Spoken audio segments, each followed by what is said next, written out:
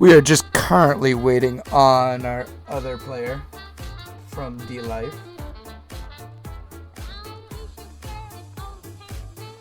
How's life treating you? Everything Pretty good. going well? I got a drill this weekend, so that's kind of bringing me down a little bit. Talk to me a little bit more about that. What do you mean? I'm in the Army Reserves, so. Cool. Oh, so you got drills coming up. It's a Nydus 6, so it's a 3-day. What are we live on? We're live on ConFed Live? Yeah, but it's a 3-minute delay, so you won't see it for 3 more minutes. Huzzah! Alright, cool. Let me make sure I got that muted too so I don't get reverb. I know, that's what I'm waiting on too, because I have to mute mine right away. Yeah. I love that background. It's really well done. Oh, the ConFed Live offline? Mm-hmm. Yeah, I really like it too. Whoever made it did a really good job. I have no idea who made it. The person to ask is probably Remo. Kudos to Remo. Like that. I don't know if Remo's good with just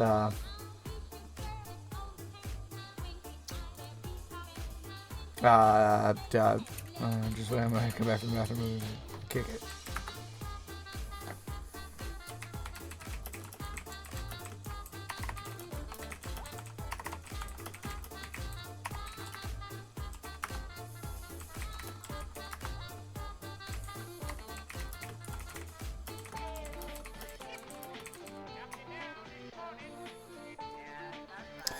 Flex your ability to sing without a game can cast. All right, so absolutely. So the first thing that I found out about the team dLife is that they've actually saved 40 million lives through their StarCraft efforts. That's what we call them dLife. They use D as a variable of how many lives they've saved. Right. So dLife has been helpful in many regards.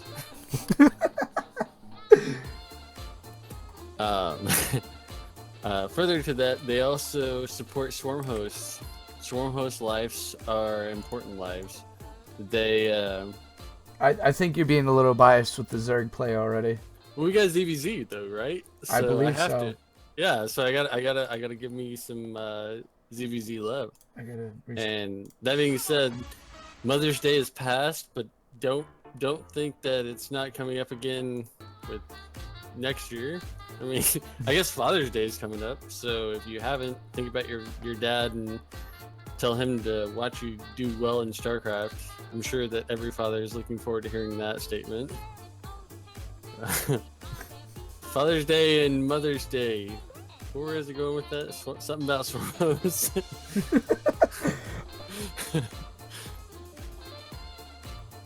Yeah, so ZVZ, in a nutshell, what's really cool about ZVZ is it kind of has the same kind of pickup that it channel used is to. live. Yeah, I'm just going to. Yep, Chimera's a Diamond 1.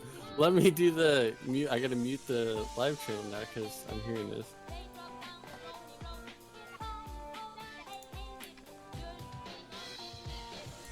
Are you live? Yes, I am live. I've been live this entire time, but it had to catch up. Yeah, I thought I let me refresh here. Make sure that I have this. There we go. Live and muted. There we go. Perfect. Yeah, so ZVZ, in a nutshell, what we have is a mirror matchup, and in mirror matchups, I love mirror matchups, and the main reason I like them is because it really shows your strengths. So for me, you complain about race balance, you complain about whatever the hell it is something beats you. I feel like it's the most balanced because you both have the same unit. You can use the same. It's more like a chess game where you know what the other player has the entire time because you have the same repertoire and inventory. Well said, absolutely. I couldn't agree more. It's really why I appreciate mirror matchups, and to be frank, this is why that ZVZ matchup appeals so much to me, is because I like it more than any of the other mirror matchups. Like PvP, TVT, ZVZ. I like ZVZ because it's individual unit micro. Yes, it's very essential.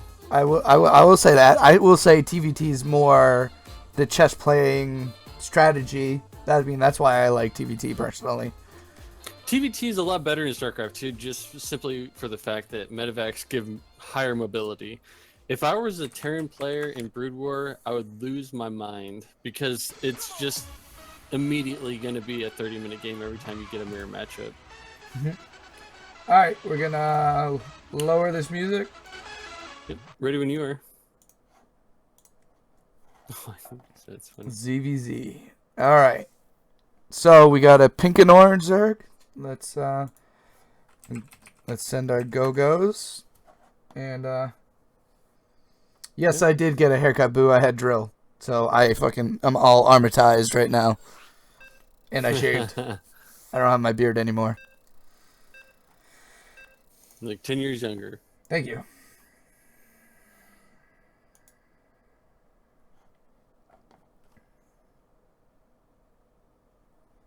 All right. We got ConFed's Broketail and dLife's Chimera. I hope I'm saying that right. I really do.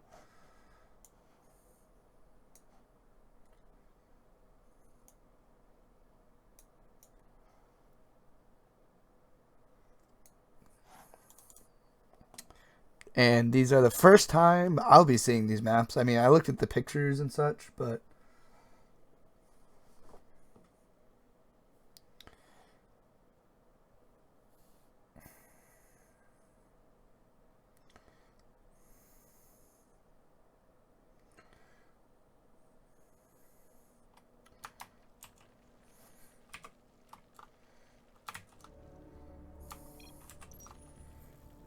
All right. Now I got everything right. In the bottom right, our pink Zerg from ConFed, Broketail. We have in the upper left from dLife, Chimera. Our orange Zerg. So give me your favorite openings for ZVZ, since you are the Zerg residential expert right now.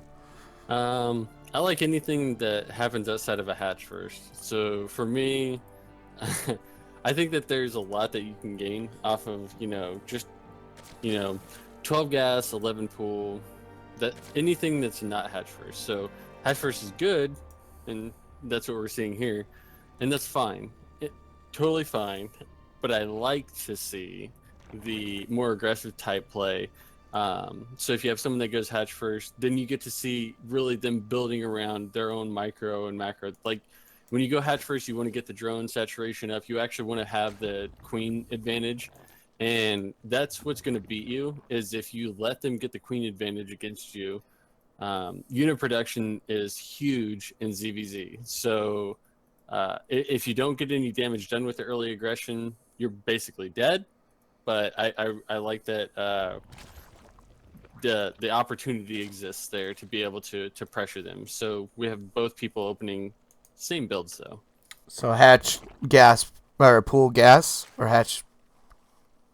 Always gas first, and that's something that's different than Brood War. Like you would normally do a pool first, but you always want to do gas first, just because you want to saturate. By the time that your pool's done, you want to have 100 gas. That's usually the idea. I'm getting the ZVZ 101. You watch if you pull off of gas after your first 100 into Zergling speed, it determines whether or not you're going to do something different. Mm-hmm. I mean, you can see Chimera's speed is a little bit faster than Broketail's at the moment. His hatch was also a little bit faster. I'm looking at this map, and this is a really short rush distance if you look at it. It really is. That's a good point that you raise. It almost there's no like second guessing. What was that ladder map that had that really short rush distance that you could do queen rushes on? Are you thinking about the one that was space and it was left versus left? No. All vertical. Oh. We got a little scrimmage in the beginning, in the middle of the map. Okay, so we got a spine and a Bane Nest going down for Broketail. Bane Nest almost done for Chimera. And I think this is just them filling each other out. Really well done by Chimera to start. Wow, holy crap. Oh, wait, on the other side too. So it's 3 for 3. Yep. So both of them poked at each other's drone count. I didn't actually catch it on the other side. I forgot to change the title. They did well, is the interchange. The only difference is that Brotail did get the spine. Brotail is ahead in the harvester lead right now, so that's another thing to point out. Queen lead is ahead for Zerg currently on the orange side, so Chimera has 3 queens versus the 2 that Pink has. Sorry, I think Brotail has a good feel in this game, though. Honestly, like, yeah, all right. So fast third. Fast thirds are always weird to put into place. He has better mineral income. He can actually afford to fight the link count here, and I think he wants to fight the link count here. He's taking the third. Yep, both players take in different third locations. Look how far away his third is away from his 3, 6, 7, 8. 21 army supply versus 16 of Chimera. This is what I like right here. Chimera is supply blocked as well with 2 Ovies coming. He's got to be careful. Be careful of these Banes. Don't get too... This is what I like. This is the tit for tat that I really like with ZVZ. Do you think he can right here get that cancel on the third with this? I don't know, but this whole micro right here, this Bane versus Zergling micro. Those are really bad Bane hits, though. No, it wasn't bad. It wasn't bad. Really? He's actually ahead. Yeah, he's actually ahead in the link count, and he's gonna get this round here. I think fighting with the queens there is a problem. No, he's ahead. Yeah, he's gonna get all the lings. We have 20 lings in production though. That's a good spot for the. He'll get the queens. He's gonna get a bunch of workers. His Bane pop here is gonna help. Yeah, he's gonna have to run away. But how is his macro at home? He's flying ahead in minerals. 7 roaches on the way. The upgrade advantage is important, and the reason that it's important is because the +1 characters upgrade. Yeah, the reason why that's important is because that means that Banelings will not one-shot Zerglings any longer. It means that Zerglings will stay alive after a Bane shot. But with these 14 roaches on the way out, what do you feel is that all against all these lings? It depends. It depends on what he can do to hold here. So this hold's important. I mean, that's a lot of roaches, and they can't get a full surround. Yeah. I mean, there's no mobility again. So while I think that achieved what he needed to do, and it did well. Look at the drones just popped. I was about to say, look at the drone lead. And you should continue to look at the drones pop, because the difference here is that Chimera has the mobility of lings to move around the map, whereas the Roach player, which is Brotail at this point, he doesn't. He has to sit back and figure out how he wants to move out with just Roach. Do you think he did enough damage with that attack to just kind of sit back and macro up against Chimera? Yeah, I think Brotail's in a great spot. I mean, I hope I'm answering your question. Yes, you are. Right. Yeah, I think Brotail's like in a good spot. You do that attack, you hold off the counter attack. Getting Roach first is huge in ZVZ, mostly because you'll obviously have the higher Roach count. But knowing that they're going to go third first it depends on whether he decides to capitalize on this. If Brotail goes for the third before he has a sufficient defense against it, you look at Chimera's third right now. He doesn't have much. Yeah. So it's really dependent on whether or not the Roach player is confident enough to move across the map and fight that third. If he's not, that's fine, but there are other things that come as an example of that. Look at the army supply. Look at the supply in general. Brotail has doubled Chimera's supply. And another thing I really want to highlight, though, in ZVZ is scouting information. It is important. So he doesn't know that Chimera's player is not even done right now. So as a Roach player, one of the biggest things that can kill you, is a Muta. You know, maybe they spine like crazy and they go Muto against you. So knowing the timing of that layer is very important too.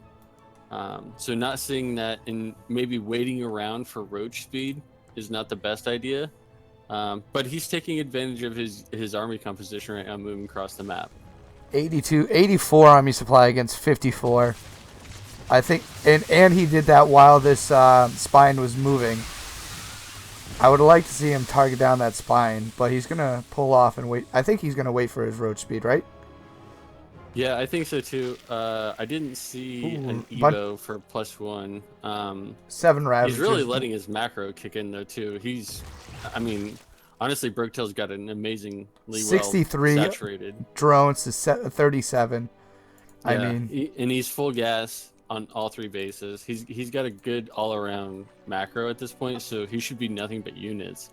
And this is where it really starts to hurt ZVZ, is when you have the person just bullying you with all units.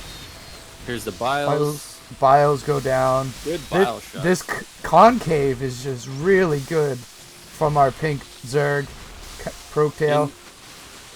And it's beating, actually, He's got 11 more roaches on the way. Yeah. It's beating the upgrades too, so this is well, this is the balance of StarCraft, that you go for units or you do go for those upgrades, and as you can see, Chimera's choice for the upgrades was not the greatest. He gets the kill on the 3rd. So now Chimera, he's 1-1, and if we took this into late game, I think he'd be in a better spot. Because Brooktail has no upgrades, but he used that. Drones are pulled. GG is called. Brooktail takes game number 1 for ConFed. Good game. Good game. Well, yeah. I think that the unit advantage, it always does pay dividends there. The faster Roach Warren helped with that. The movement speed didn't really do anything there. But when you start to make roaches, it pulls people back from making banes. So any of the early bane ling type harass that you wanted to do, there's diminishing returns as soon as you start to get roaches.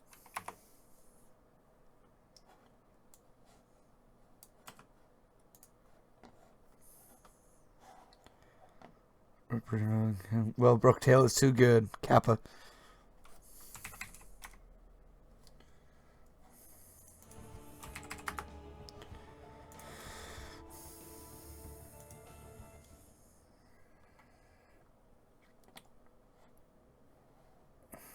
I've thrown several ZVZ games where I was like, oh, that's fine, I'm ahead, I'll kill your base and your income's gone, and then I lose 15 roaches, and I'm like, okay, well, I'm ahead, I still have 2 bases ahead of you, 1 base. It doesn't even matter at that point. It's really about the production. It's about how many units you can have out on the field at a time. ZVZ. So you got to micro that army and not lose everything to that 1 bane hit and macro behind it.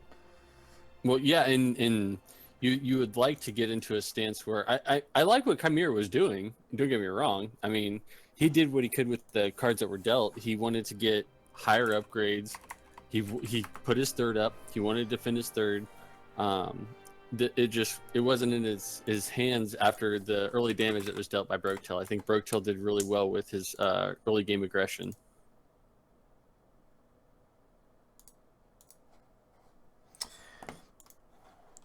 So we got a little lull in the action. Pirate is saying his next player is not ready for another 10 minutes. So let's continue analyzing that last game a little bit, Rooney. What else did you like? What else did you like from Brooktail's play without giving up too much? Why not? Yeah, absolutely. So I like that he switched into Ravagers. It's an expensive unit. At the end of the day, when you look at it, it's the cost of a Muta. So every Ravager that you see on the map is basically Mutalisk cost-wise, because it's 100-100. And that's a lot of gas for such a, awkward type unit where, in my mind, it's a very big APM sink that can exist there. Doing corrosive biles, staying on top of your biles, that's hard. And that's why I think some of the best players that do well with Zerg are on top of their Roach or their Ravager play rather. They're able to, keep. It's very different for Zerg from what I've been used to start to have spellcasters be part of the main composition. So when you have Biles as a part of your surround, you normally want to do positional surround stuff. So having Biles mixed in with that, plus your next transition being Infestor Fungal, that's a lot of casting combos that is not traditionally, akin to what a Zerg player would be used to. Normally it would just be, I don't know, get Defiler and do Swarm. Zergs are not people that are used to spellcasters, and I'm speaking from experience. And that's why I think that. Oh, go ahead. I'm sorry. No, I was just laughing at you're not used to spellcasters. No, absolutely, man. I mean, even stem, so Terrans have to keep on track of their stem timing. And Protoss have to keep on track of all their. Oh yeah, Storm, Shade, Blink, Feedback. I mean, what else do they have? Disruptors. There's just so much to keep. Yeah, A move. It is a lot, and so. Yes, I'll just do a thumbs up to the A move Zerg race, but seriously, getting enough units to be able to make that A move work, that's the hard part. You get your ass kicked all game, early game, and trying to figure out how to actually make a legitimate surround work that's tough in itself. And I will spellcasters. And going back to that last game, I did like how he pulled the army to the far side of the third, and then wrapped around, and I don't know if I caught it on camera, but he killed an Overlord. But he went around and then split the natural in the third. And just that positional alone, he was able to get a good concave before Chimera could even engage. He had that entire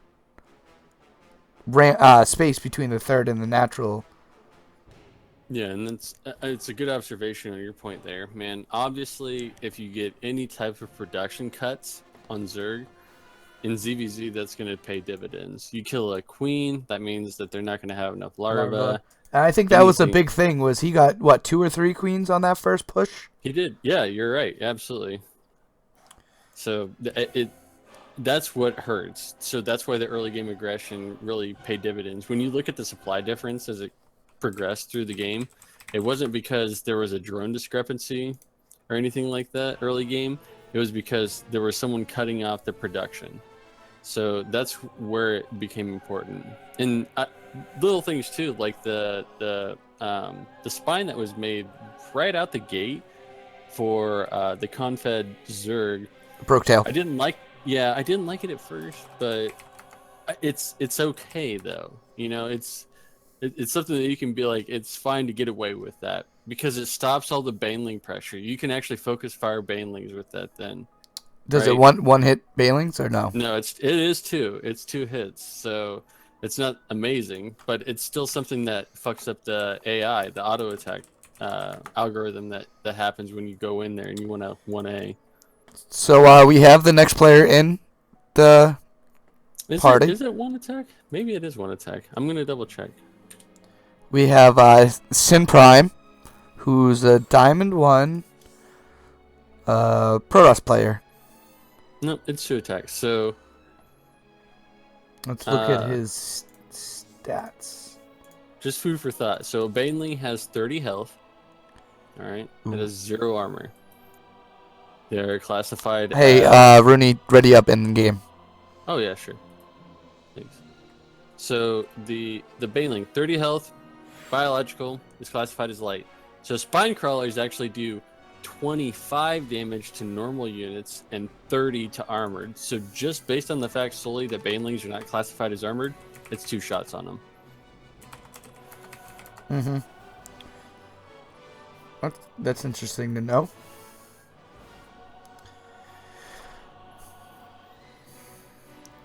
We got a ready? You ready, Rooney? Ready to do it to it.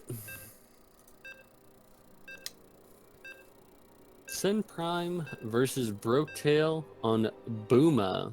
Another map I have not yet seen. This is one of those weird maps. It does have a backdoor natural.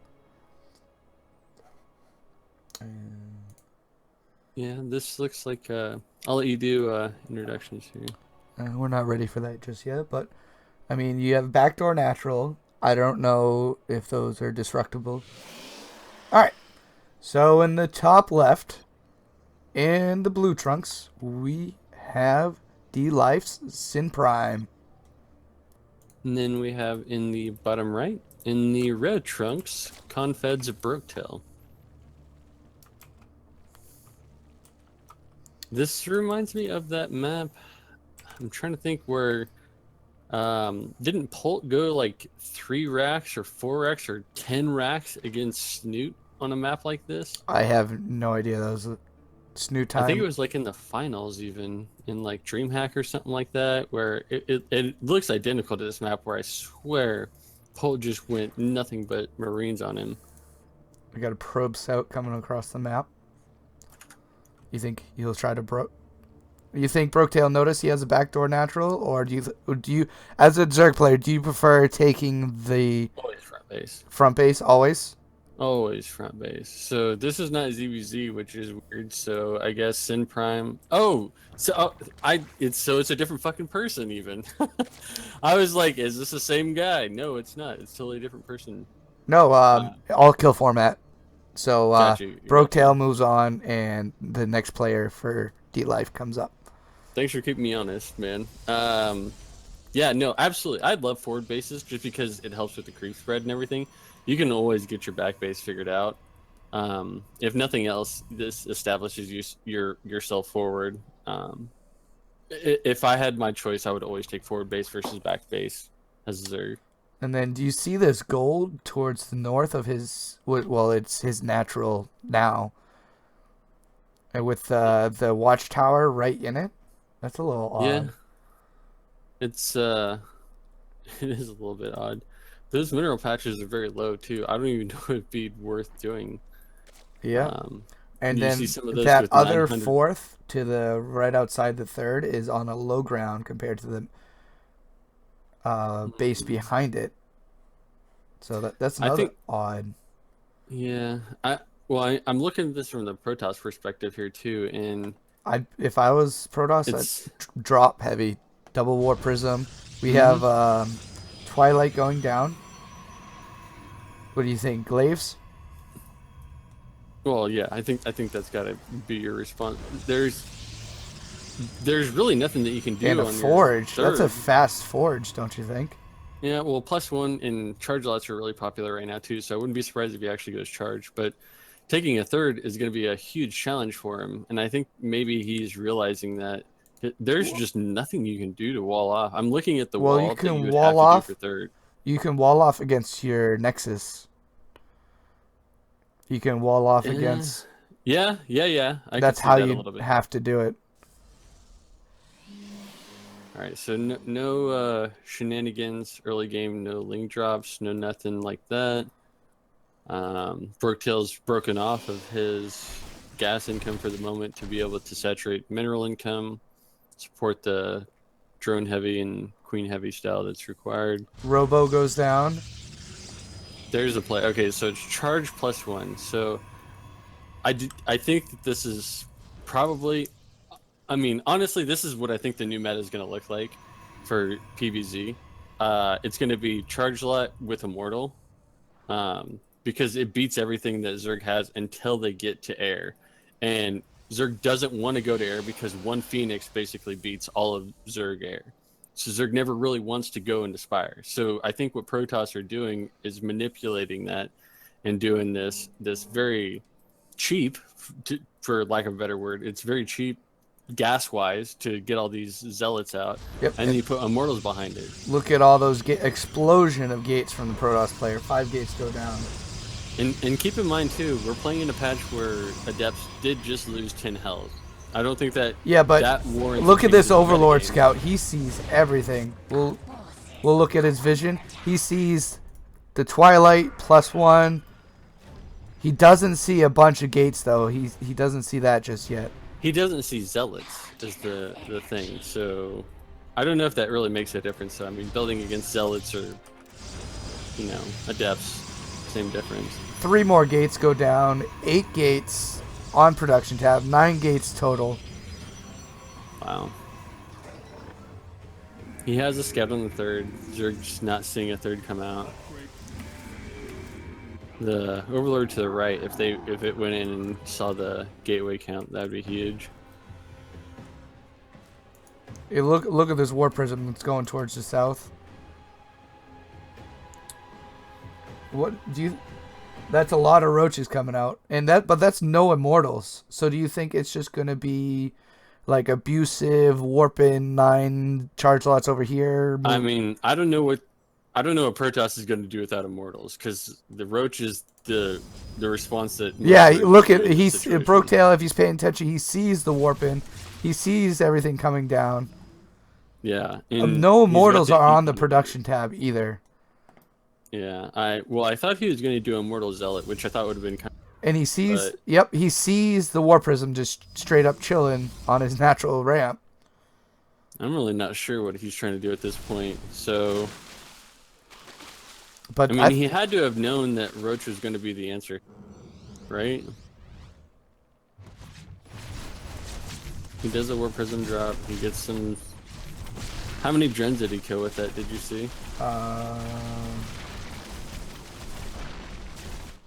The upgrades are doing work. Yeah, I mean that's really. Upgrades are doing work. Wow, he might make this work maybe with just like pure zealots against roaches. Yeah, but here comes the rest of the zealot. I mean, roaches. But he's taxing him. So is Zerg going to be able to split well? Zerg is doing a great job right now of splitting. He's letting his rallies get the best of him.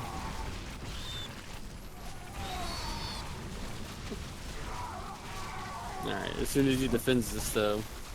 Yeah, what does Protoss have to offer after it? Watch this Zealot in the third base. How many kills is he gonna get? Oh, just 6. He's a mentor. And he goes down. Dead. Poor guy. Alright, it's still 42 drones to 35 probes. 8 army supply to 61. He could literally just move across the map. Well, the part of the recap that's important there too is that you're gonna start to see your bases mined out. These things only start with 900 minerals, so if you look at hold on, I gotta time out Yenfu. Yeah, sure. If you it'll look be at for 5 minutes. You're lucky, Yenfu. If you look at the mineral saturation now, having a third base established, even the saving grace for Zerg here is that even if you lose 10 drones, you can remax 10 drones really fast. Yeah, he's back up to 52. Mm-hmm. It's not like you have to wait for it to pump out. It's just boom. Protoss is taking that third. Yeah, I don't. There's that first immortal. +2 is done.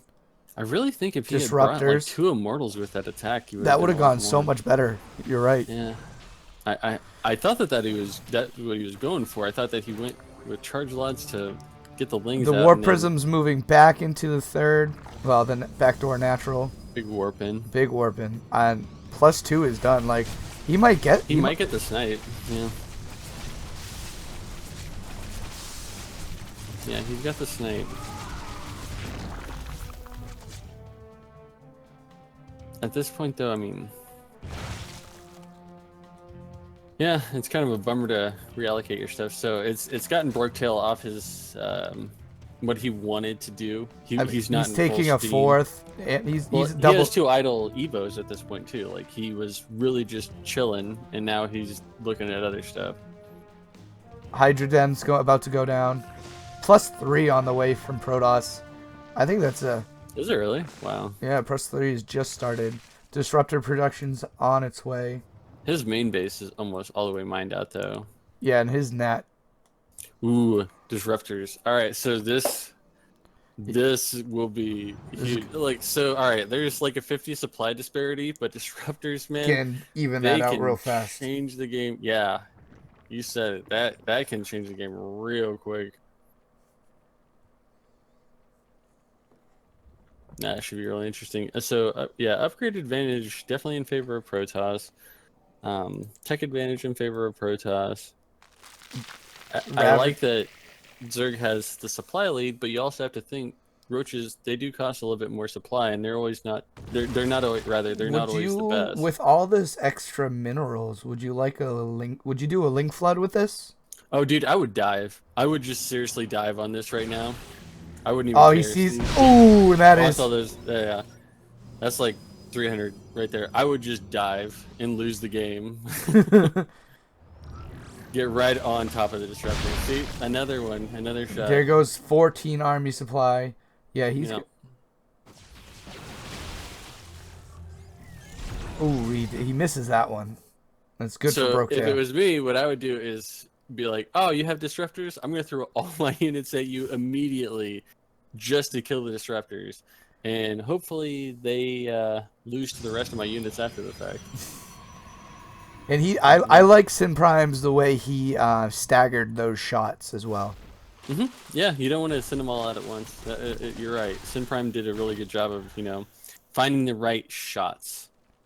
And I don't think that he's, I think it'd be good for him to start switching maybe into like Colossus or something. He doesn't need more than 3 or 4 disruptors, right? Like it would help. Yeah, he's going to have 5, 6. 2 more are in production. Blink is halfway done.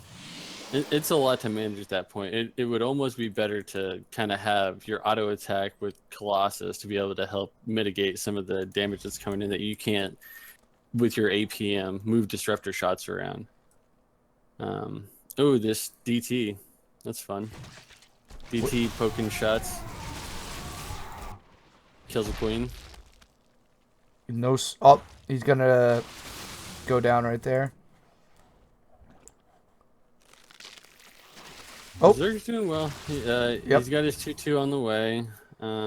So backdoor base got fucked up really bad by DTs too. He's still. Oh no, he does not have the worker lead anymore. 53 to 66. He's floating a lot of minerals. He needs queens and to spend his larva. Blink is 13 seconds out. Yeah, I think if Zerg wants to posture better, he's gonna have to do something airwise. Or use his resource advantage. I mean, he has 4 bases, but he has 1 base that's not being used. So we got a good scout going in. Sees a bunch of more gateways go down. Armor. I really think that Zerg let Protoss get back into this game. I really do. I think the Zerg had a huge advantage earlier. We got 4 DTs. Big drop. Overseer's there. Oh, is he gonna get the War Prism? Nope. That was close. With lurkers. Now this is the famous lurker. This is not good. This is the problem though, is that he's building lurkers against disruptors, and that is not what you want to do.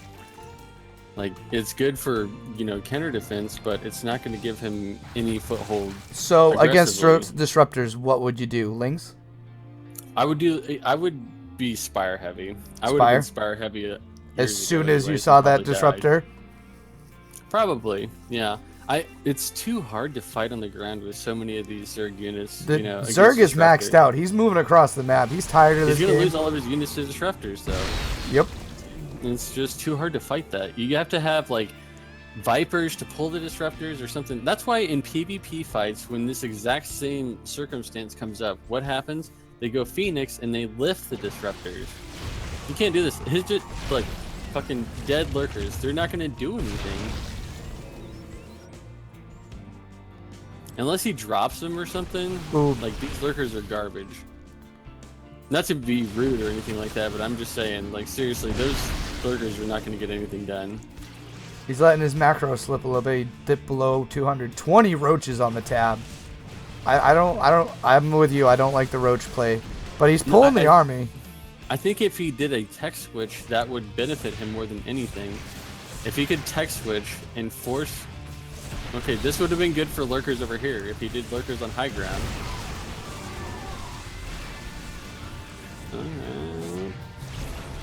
I would have liked him to grab that one disruptor. All right, so we got an oracle coming out.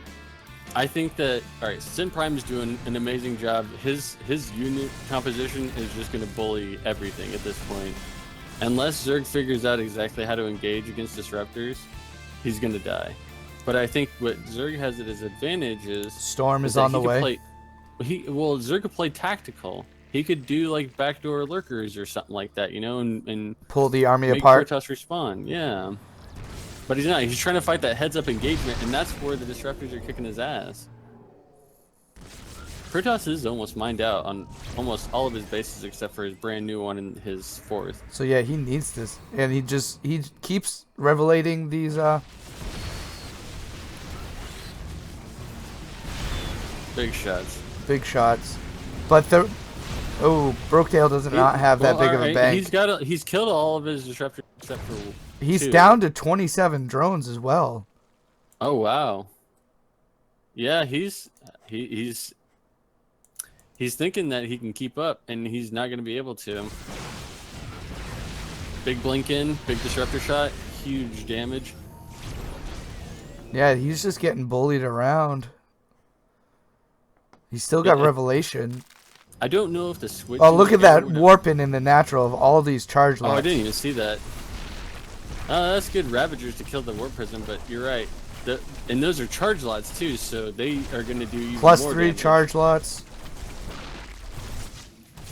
Oh yeah, I'm glad you highlighted that. Yeah, upgrades are a big thing too. And then so we got a big fight in the all the huge. Here we go.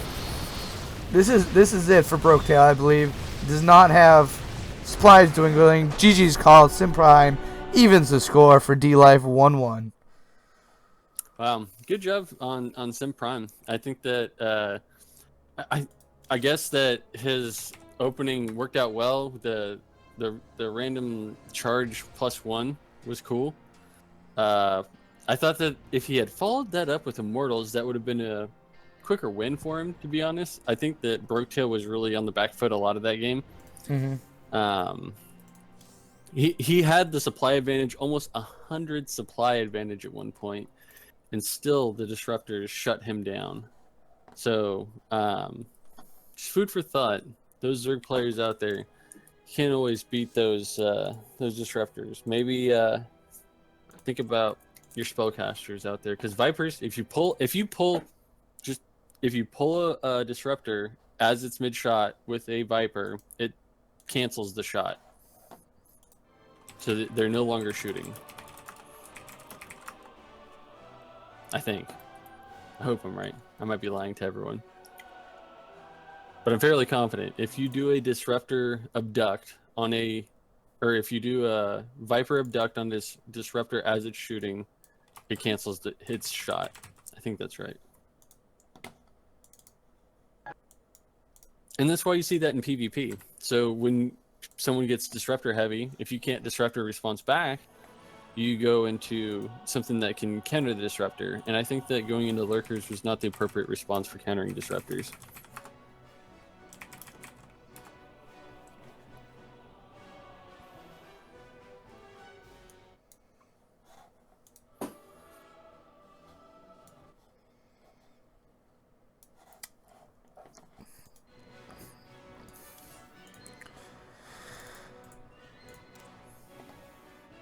I almost felt like that game, with the supply advantage that he had, Zerg that is, if there was some, maybe, I don't know, Nydus play, I'm just thinking about it in my mind, where... Out of the box.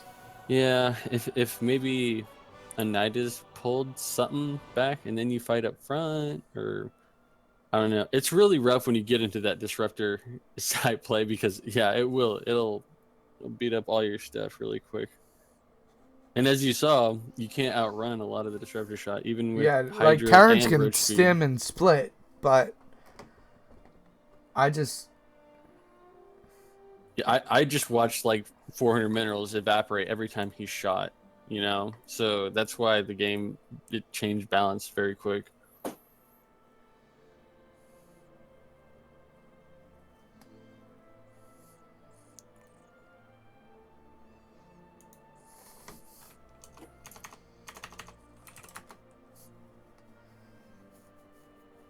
he did hold that first push very well, though. But I think his window quickly closed after he held that push. Yeah, and I mean, I couldn't agree more. To be honest with you, Steve, there was like a big window that he had with the roach. Like he went zealot heavy with upgrades. He stopped that. He had the right composition for it, and he could have done something with it. And what he did with it was take a third and a fourth base, and that was good. That was all fine and dandy, but nothing happened from there on his side other than the reaction to disruptors coming later on in the game. So there wasn't any kind of pressure that really allowed him to utilize that 4 base advantage. We got a go from the players, and we're getting into game number 3. It's all evened up, 1-1. We have series tied up 1-1. ConFed versus dLife. Map is Dead Man's Bridge. Yeah. This is definitely an interesting map. And It every 4-person map, I'm always liking drop heavy play from Terrans. All right, let me fix this stream up a little bit. Control N, D, S. All right, so in the bottom left, sporting the red trunks, it is from ConFed, Shortland. And then we have in the upper left, supporting the blue trunks for dLife, it is Sin Prime, the winner of the last game.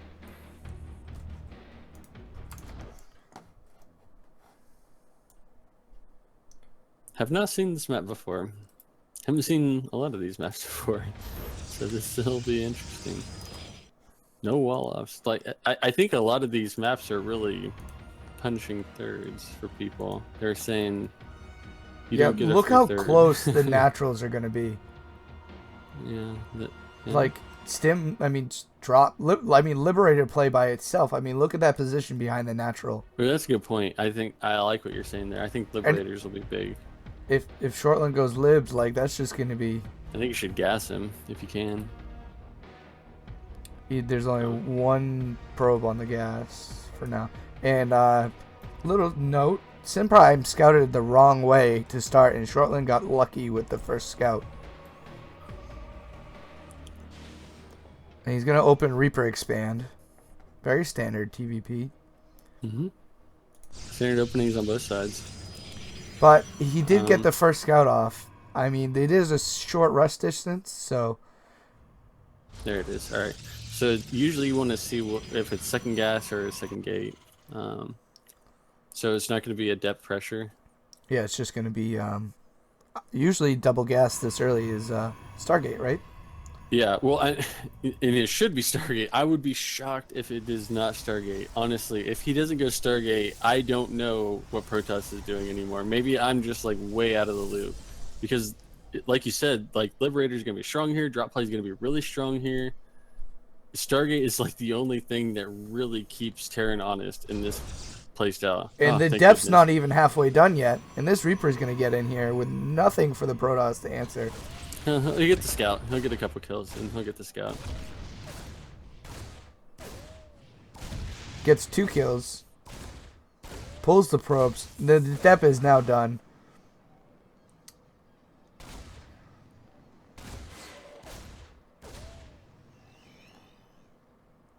And he's just gonna get out of dodge. He'll get out. I think he'll get out. He will. Unless he gets hit on the jump. Nope, he gets out. Gets out of dodge. Perfect scout off by our ConFed player, Shortland. His Nat finishes. He sees the Stargate. He knows Oracles are coming. Yep, he's got his Widow Mine in production. He's got his standard 2-1-1. Yep. I mean, 1-1-1. Sorry. Yep, no, you're good. This is... The Reaper's going to hop back in there, go around this Adept. He sees it. Good catch by our Protoss player, Sin Prime. He gets another kill. He's going to get back into the main just to get killed. That's 5 probes for 1 Reaper, so that's not too shabby. Yeah.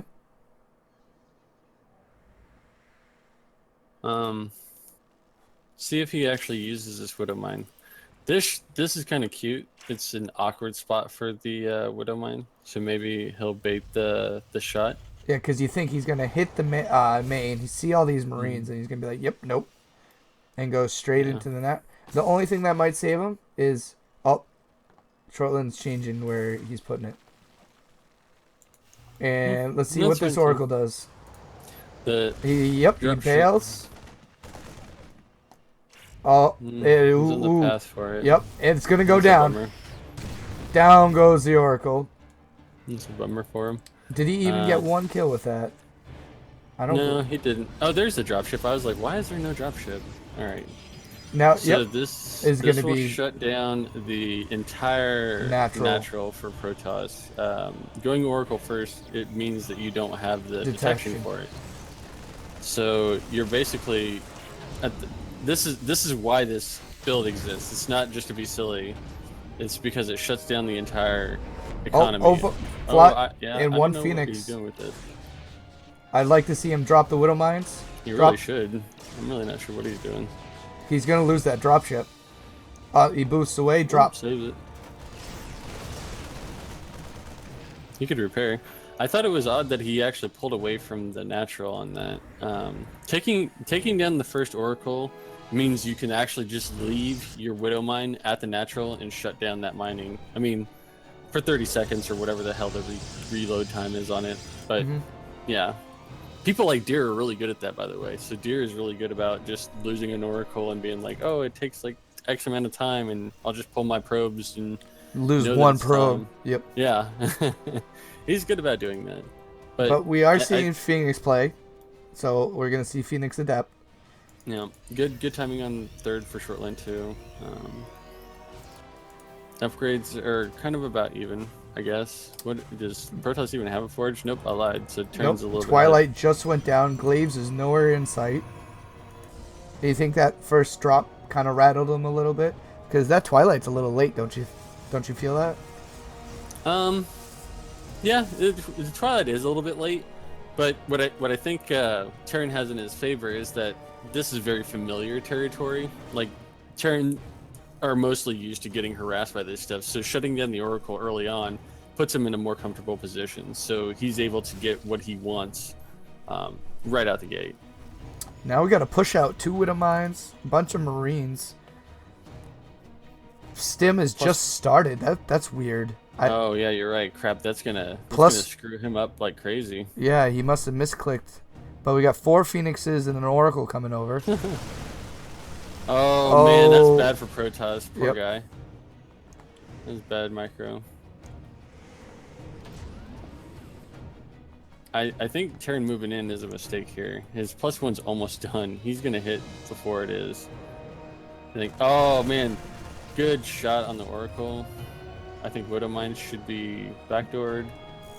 Pull the units. +1's finishing. Liberator's up.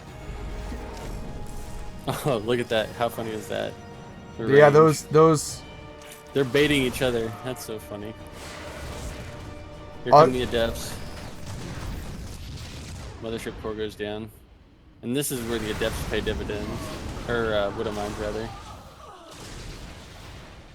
It was a good hot pickup, especially without Stim. I'm really impressed how well he's doing without Stim. Yeah, I saw that shade in, and I was scared. And now all he has to do is the Observer's almost out. Yeah, he did a really good job there. I'd lift one of those Widow Mines and bait one into the other, but that's me. I think he needs to secure his third, so he's got his orbital ready, but he needs to actually... Oh! I missed it. What happened? Yeah, he did it. He almost baited a shot, but... But look at this force from Terran. All these Widow Mines. Terran doesn't have combat shields, and he doesn't have it researching either. Yeah, but Stim's almost done. Probably... No, it's queued up after Stim. He's going very Marine heavy. Terran does not have combat shields, and it's not even in the research bucket. That's 10 health. Click on the tech lab in the Terran base. Now it's... Oh, there it goes. Yep. It was after Stim. Did you do that just now? Oh, it was queued. All right, I see what you're saying. And then, look at this. 4... Good Widow Mine drop. He should have saved his boost a little bit. Is he going to target fire? Oh my goodness gracious. Golly gee willikers. 11 kills go down, and he gets out of dodge with medevac. That's a win for the Terran right there. 4 Widow Mines for that. Oh yeah. He regains the worker lead. He has the army lead. He has the upgrade lead. Yeah, and what's good about that too is that he sees more of what the unit The composition is because they had to come fight it. Yeah, the only thing I'd like to see more out of the Terran is more racks, more Marauders. I'd like to see him wait until his fucking combat shields are done before he fights this. If he fights before combat shields, that's a mistake. This is gonna be pretty bad if he finishes this. Baiting a stem? He baits a stem. Ooh, that is really bad. That was a bad engagement.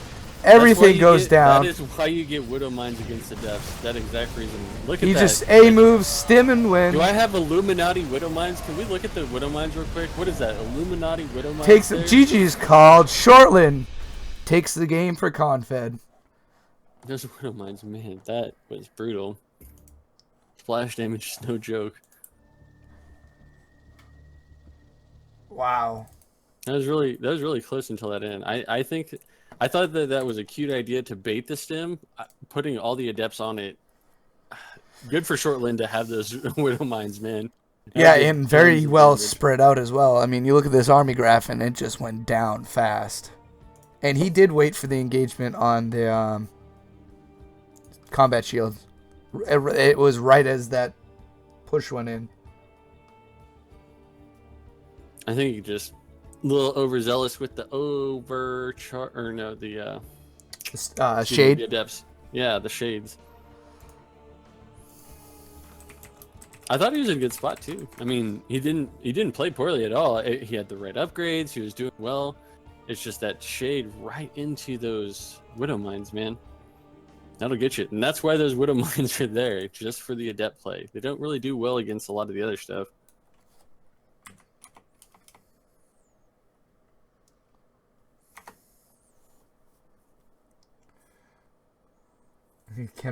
Yenfu saying caster bias. Of course.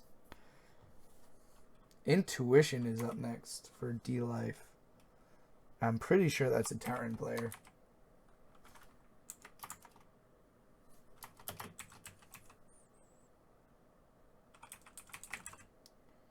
Ready to rock and roll? Got the next one rolling? Oop, I have the score wrong.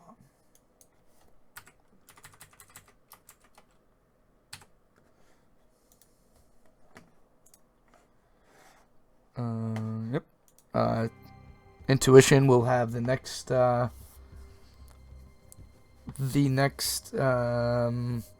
map pick. So when he gets here.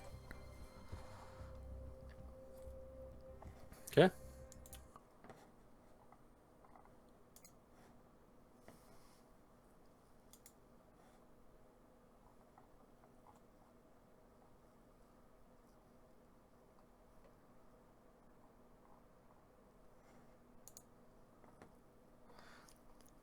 That was I was a little afraid because he was very marine heavy in that army, and adepts kind of shred marines even with that -10 health. They do. I mean, I thought Sin played that really well. I mean, don't get me wrong. It just was unfortunate that he was aggressive on top of Widow Mines. That's never good.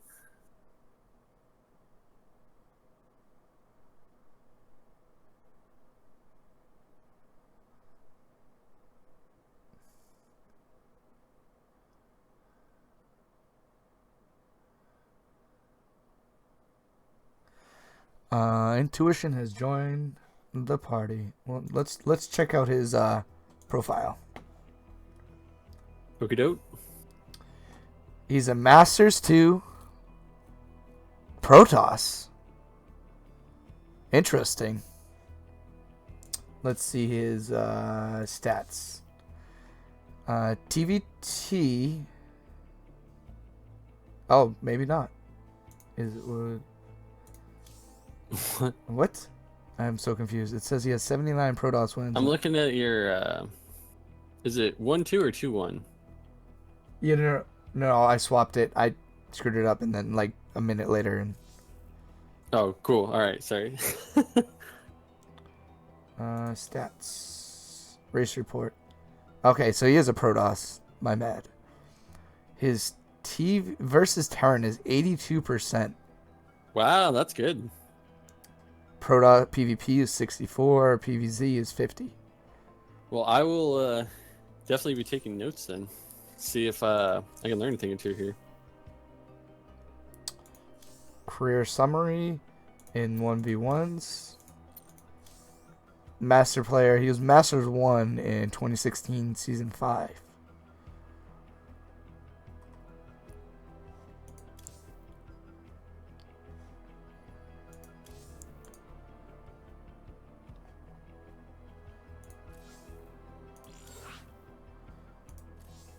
And our next map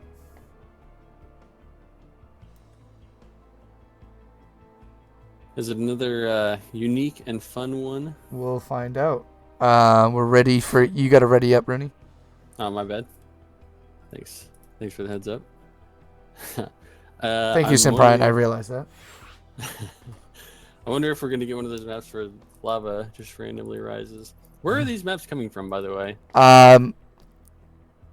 Tech 4 from All Inspiration creates them. This is his league pretty much. We got cool. a ready from Intuition. We're waiting on ready from. I think we should go in and give them ratings on these. They don't have ratings. Ready. I think Shortland will have his work cut out for him. I liked the last map with the two bridges. It made me think of Destination, even though it was a 4-player map. But I thought that was kind of cool, having the main base split by two bridges. I thought that was neat. Intuition versus Shortland PVT on Aramisha. Gosh, I don't know.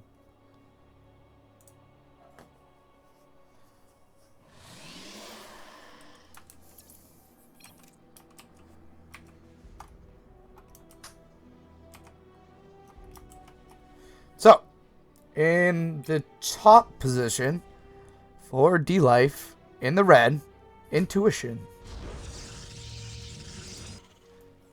And then we have in the bottom middle, winner of the last game, ConFed's Shortland in the blue Terran.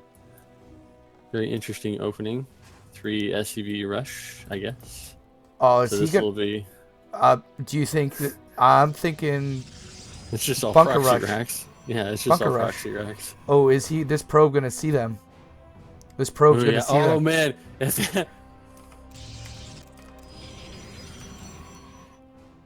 No, I'm looking at his vision. He didn't see it. I think he saw it. No, he's not seeing anything. I'm looking at his vision right now. Yeah, he's gonna expand. No. Yeah. I think he saw that, dude. Press 1. You'll see his vision. He's going to take it and expand right now. He's got the minerals. Oh man, how do I switch back after that? Hit 3. All right. Yeah, 1 gate, two gates. I think that he saw that. Nope, he sees something that's up. He doesn't expand. So he goes 2 gate with the cyber, 2nd gas. He saw that. Yeah. Okay, there he goes. So the chrono on the gate, he had to have seen that, right? No, he didn't. He didn't see the 3 SCVs. I was watching them. Oh, so this should be an interesting heads-up fight here. Oh, proxy 4x. This is a definition of Skylar right here. I'm pretty sure you probably know. Zealot running across the map. Maybe he didn't see it? Nope, he's going to see it right now for the first time. Now he's going to run that Zealot back. 2 Stalkers are on the way out. I think Stalkers... I don't know. I'm hands off on this one. I want to see how this plays out. Because I thought Adepts would be better in this situation, but maybe Stalkers will be better. Stalkers can kite, but works. With these 5 Marines... Ooh, that first Stalker's out. Cool Stalker skin, though. He's going to get that pylon. The focus fire, I think, is going to hurt him. Now that, now those Stalkers can kite. The surround with the probes. He stopped using his berries.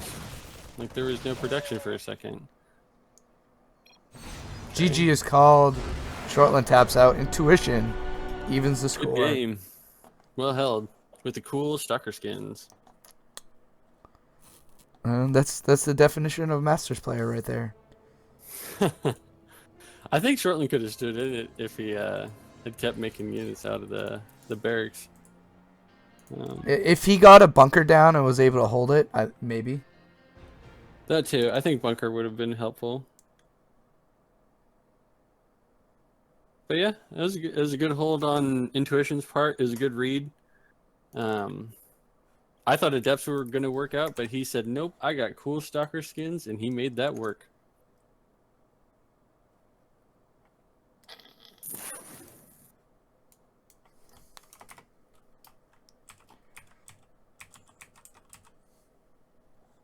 Well done and well played.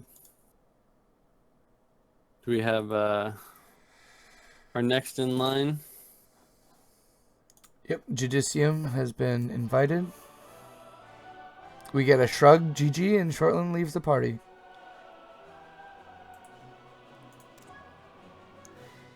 Jesus.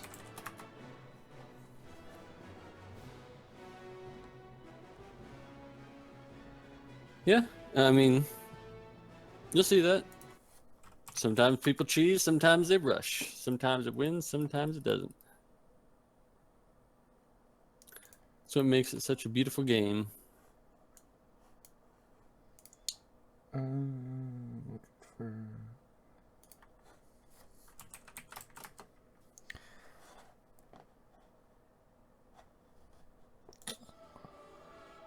Pyro Robber is still in the game, so obviously he stepped away for a moment.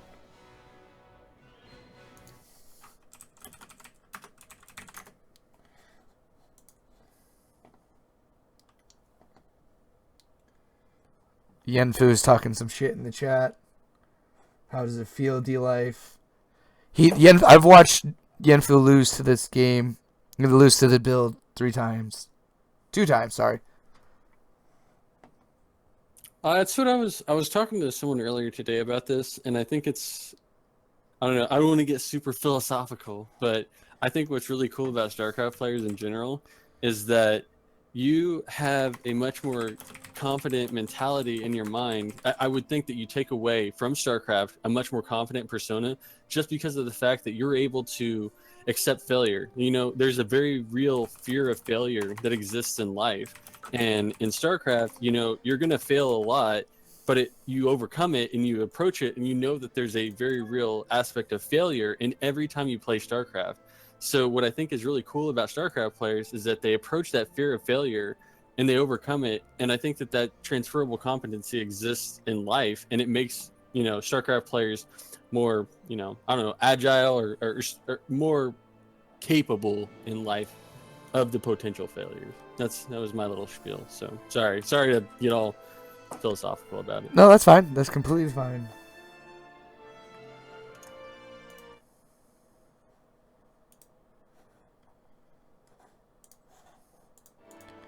So Yenfu calling out Judicium versus Intuition rematch hype.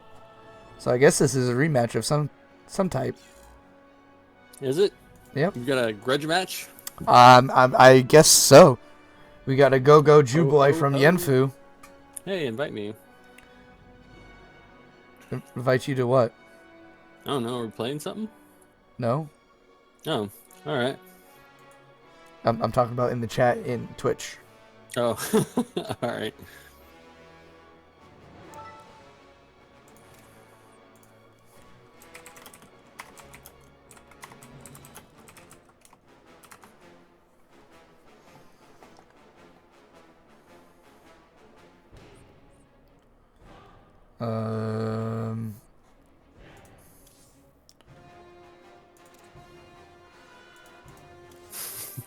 Shit. You tell me what maps you're left. I have no idea. These random maps. Let's play Frost.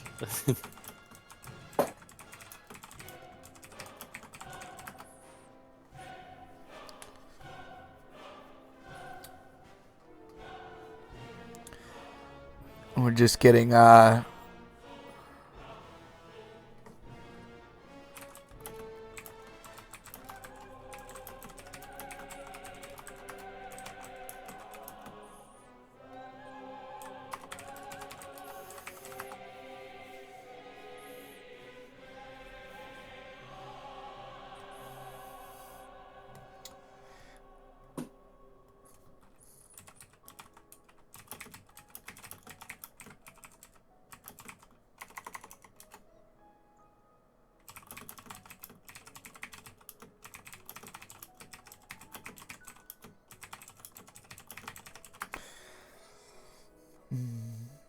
I was hoping to play. Shut up, Patrick.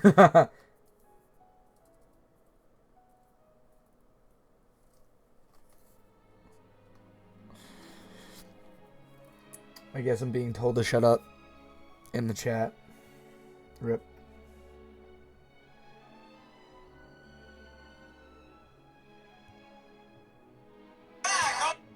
Oops. Mujo Gardens is the map pick.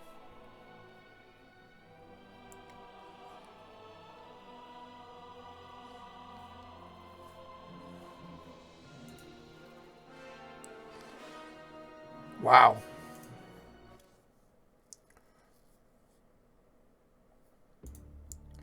So we should be getting this map pulled up soon. I'm guessing Pirate is searching it. This is gonna be this is good. We're at 2-2 with the Masters left.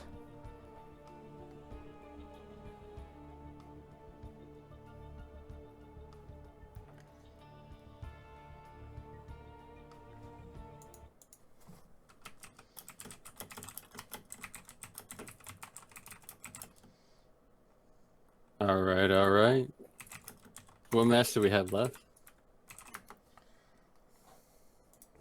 Did we figure that part out at least? Yes, Muju Gardens is the choice by Muju Gardens.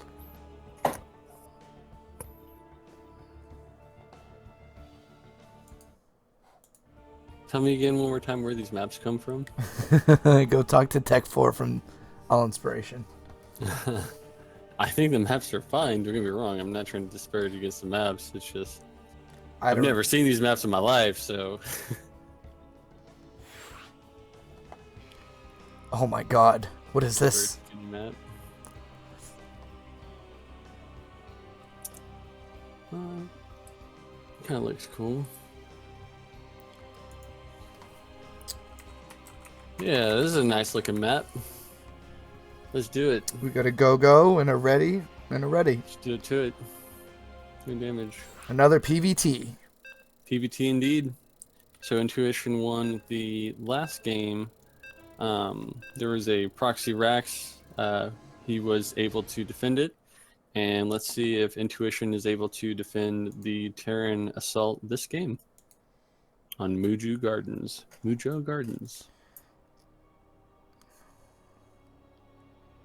Definitely interesting.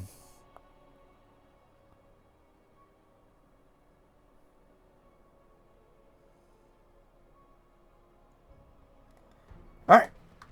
Let me set this up.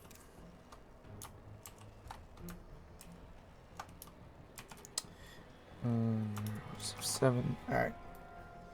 So in the top right, in the red, we have ConFed's very own Judicium. We have in the bottom left the blue Protoss Intuition representing dLife.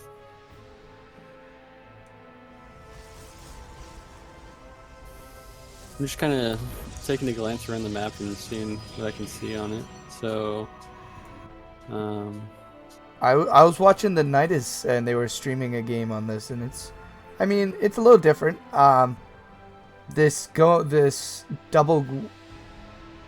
Your natural can get split from your third very easily, and it's and the attack path is pretty straightforward across the map. What I like about this is that the third base, it almost looks like there's equal parity on third base, where it doesn't really matter which way you go, south or south for Terran or. Well, I just honestly don't feel like that there's a discrepancy either way that you go. Yeah, you're just gonna go. Well, look at the attack path from that probe. I feel like taking the third, if you're gonna be aggressive, you'd go. Oh, that's a good point. Well, look at the path that he's taking back. So I mean, it's kind of equal.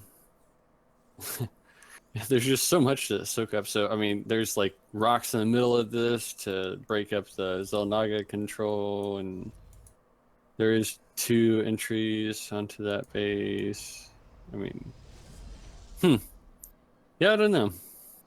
I would need to see more games on this one, but I like the map in general. It's not something crazy. No island bases. That's another thing to note too. You're not going to see any frost madness on this. It is all accessible. There's, in fact, you could. that's one thing that I want to. You can I'm sorry. Go float ahead. a building right there, right outside the base, right outside the main base, to the left of the Terran. Okay, yeah, I see that. But what I really want to highlight is that there's no dead zones in the base per se. Well, I guess there is in the natural. Gosh, I'm eating my own words here. In the main base, there's no dead zones at least. So if you get a Liberator run by or something like that, I think that you can defend it better. I don't know. I just feel like there's more Stargate going base. down for the Protoss, I want to say. And we'll see if the Terran gets a Skoda. Doesn't it feel like that? There's like more ground to the base. No, the back of the base is very open. Yep. And the Terran's Jujutsu's not going to see that Stargate. Ooh, and look at that shade. Good cut off. Nope, Oh, wow, and he gets away.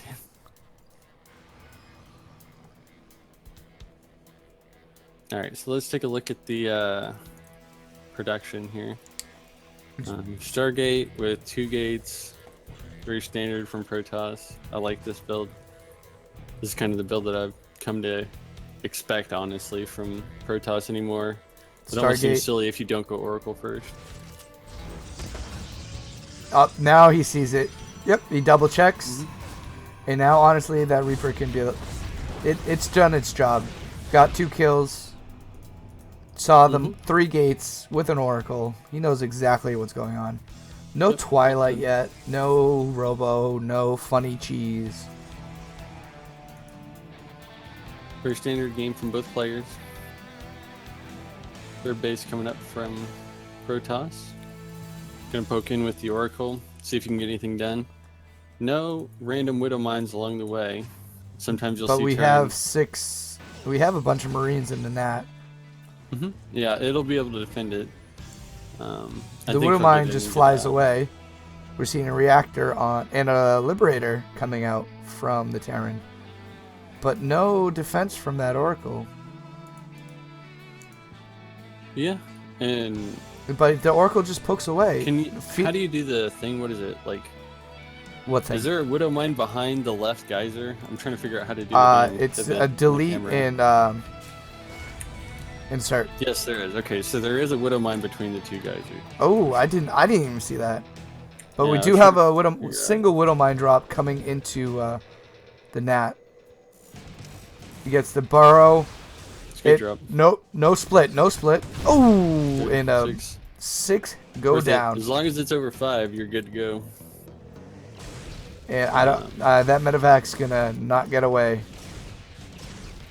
So, I think Judicium's feeling good about this. Protoss, though, also has to be feeling well because he has his 3rd base now finishing. So, Forge on the way. The Widow Mine did hurt. How much? And it's gonna get another shot off here. It is, yeah. Yep, another 3 kills. So that's 9. An explosion upgraded of gates. Advantage, I think, for Glaives. Yeah, I think upgraded advantage goes to Protoss at this point as well, too. Alright, he spots the Widow Mine and takes it out. So that's good. He has his 3rd up, so he's rocking and rolling with his 3 bases.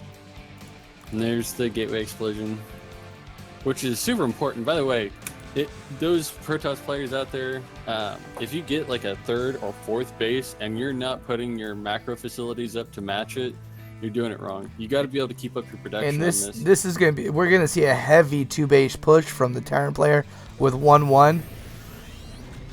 He's floating his 3rd out now. Yep. So Oracle spots that.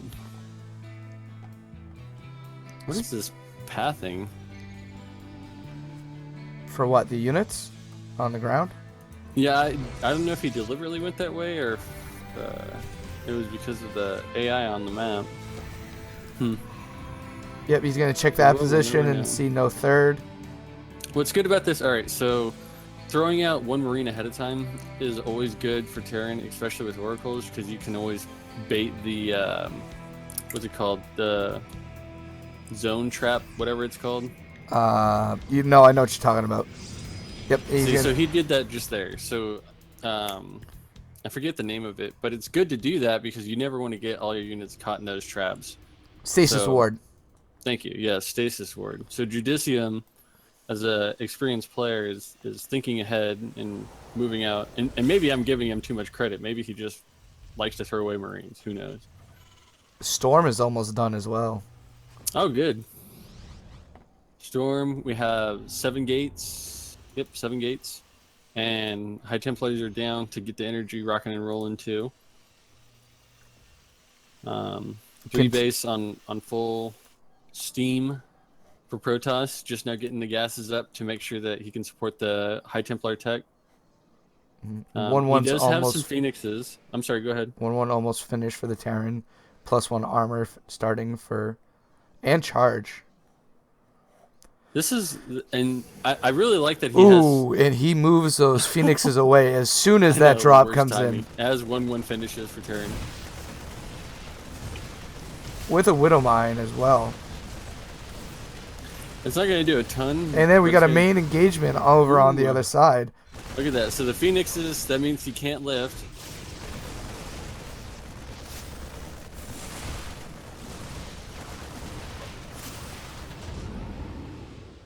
Ooh, he does not know about the Widow Mine. Oh, shit. Oh, damn, my. 11 18. kills.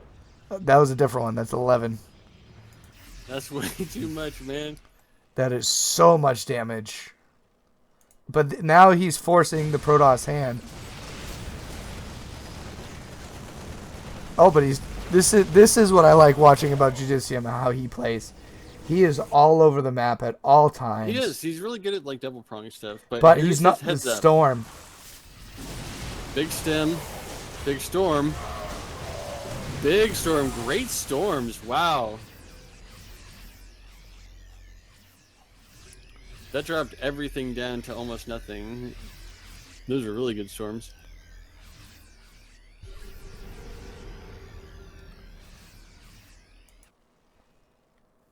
But look at that worker lead, 38 to 68. Oh yeah, that's a good point. I'm glad you called that out. Yeah, that's huge. And we got a drop on the north side. His main force looking. He must see some of this. Ooh, he's gonna have the high ground in this fight. Those Protoss can. I mean, ooh, that's another really good storm. Really good storm. Oh man. All those Widow Mines take out almost all the Phoenixes. He baits the Widow Mine shots though off.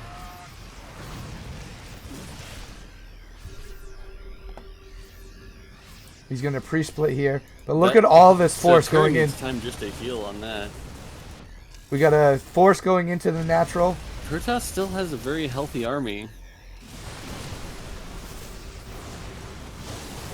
Good storms again. Yep, got the Widow Mines out. Ooh, that High Templar has a little bit out. Those storms, man, wow, those storms are very good.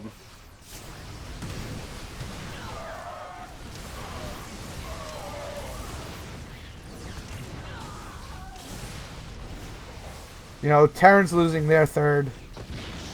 Protoss is losing. He's got to keep his production alive is the thing. Yeah, he's floating a lot of minerals. Let's go over and look at he's gonna boost and go right for the third.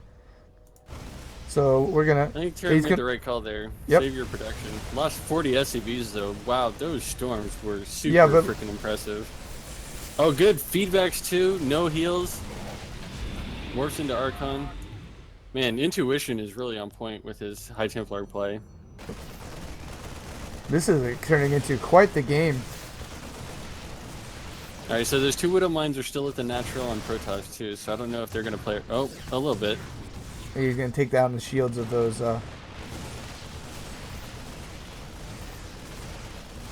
So what are our upgrades at here? So 1-1 versus 1-1.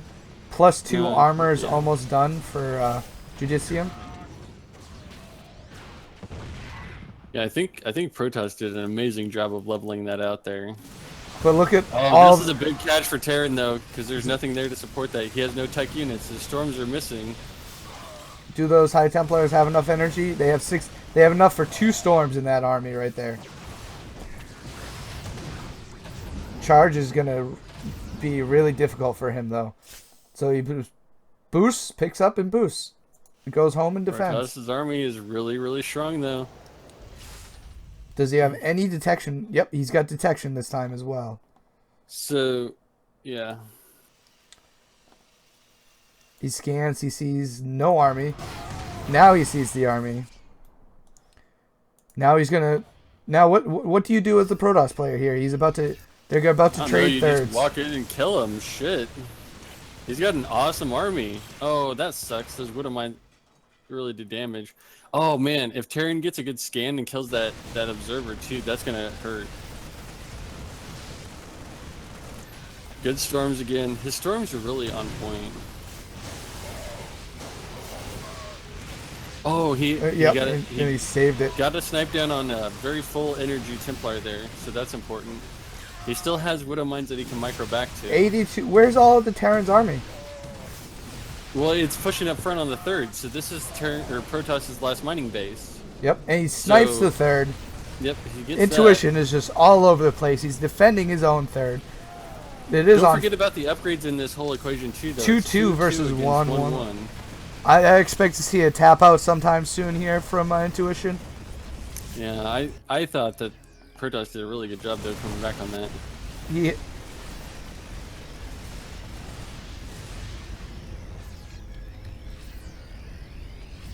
Ooh, GG is called. A little BM. Judicium gets the lead for ConFed. Well played, good game. Not sure the salt and what have you, but it comes with the territory. Can't have good burgers of StarCraft without salt. I don't know what I'm talking about. I thought that Intuition had a honestly good High Templar play. Yeah. Point blank. That shit's hard, and I know it's hard because I've tried to do it. Very, very good High Templar play.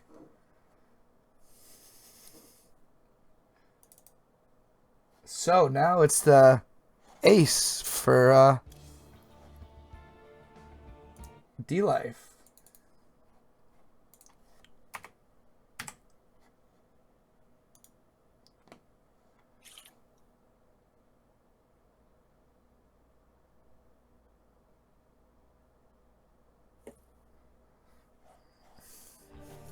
Who is it? Do you know? I'm finding out right now. Next player.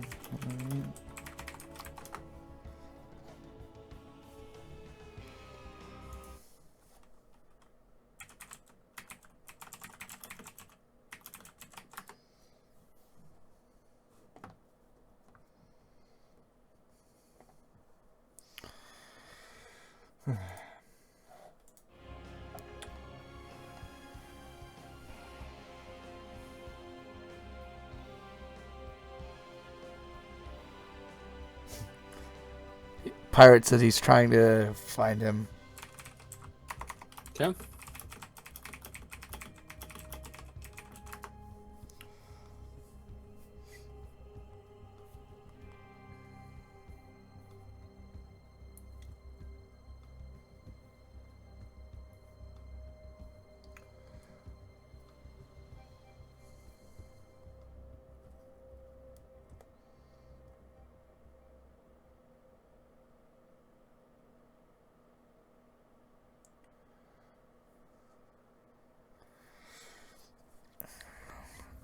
Curious to see who's going to be up next for dLife.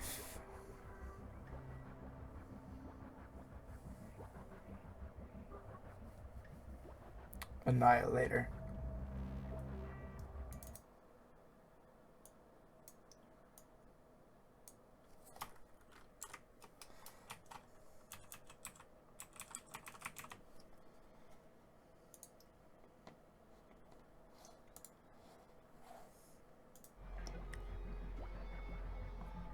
I don't think I've seen him play for dLife before, so I'm very interested. Who's that? Annihilator. Never heard of him. Sounds like a nice guy though. With the name of Annihilator, I'm sure he He's all stars and stripes and hugs and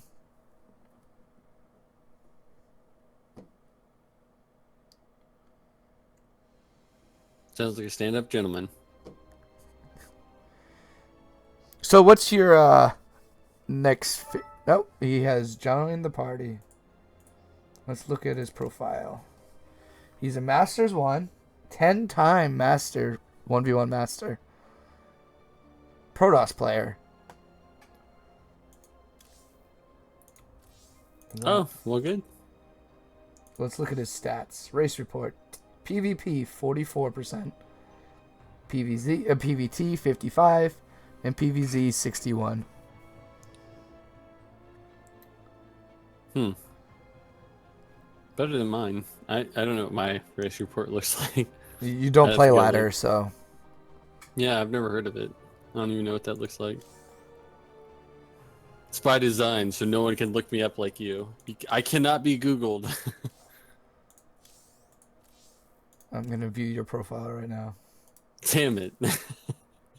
Stats, race report, all. Statistically, versus Protoss, you're 56%. Versus Terran, you're 44. Versus Zerg, you're 58. That sounds about right. Thought my ZVZ would have been higher. Yeah. First Terran, I'm garbage. I know that. But my ZVZ, I thought my mirror matchup was a little bit better. I always think as long as you're really strong in your mirror matchup, that shows that you're a better player in the race. That's one of my things. Oh, so my TVT is garbage, so you're saying I'm a garbage Terran? Yeah, well, I'm sorry. I mean, no, I'm not going to sugarcoat it. Seriously, you should be better at your mirror matchup. TVT is just so cancerous right now. I don't know what to tell you, man. You should be good at your mirror matchup. Your mirror matchup should always be your best matchup because that means that you're playing better than the other player. That's just something that I've always. I mean, I've been playing this game for years, so yeah, that's my thing. Do well in your mirror matchups. If you're not doing well in your mirror matchups, find someone to play against you and just grind it out. Some people don't like playing mirror matchups, but that should be your best matchup.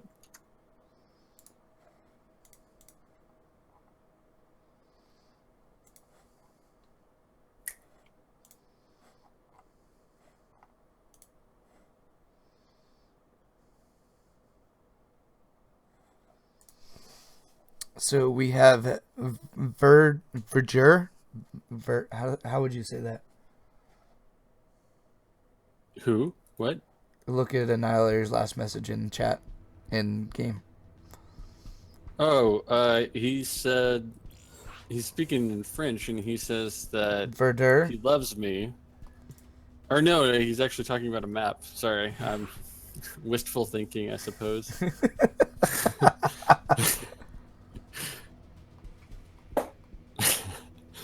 All right, so Verdure Temple, I guess.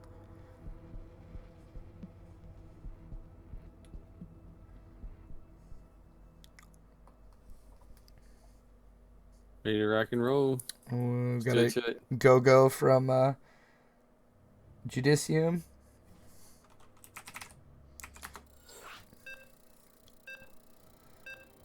Another TVP. Let's see if Annihilator can keep dLife's hopes alive, or if Judicium will crush any hopes they have left. And this TVT, both Masters 1's players.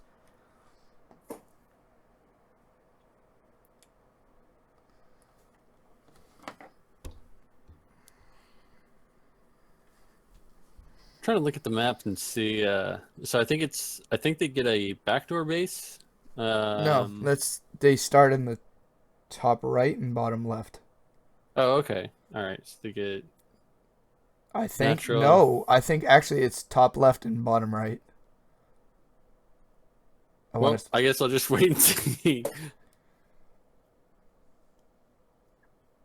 Pugs, what's going on, buddy? We're doing StarCrafts. All right, so it's officially upper left and bottom right. As a guess. Official guess. There's no watchtowers on this either. No, there's not. But mine stopped loading. Nope, I'm good to go. Yep, Good to mine. go? Yep, mine just went to full. I was kind of concerned there for a minute. Very long load time. Hopefully, there's no lag. Right.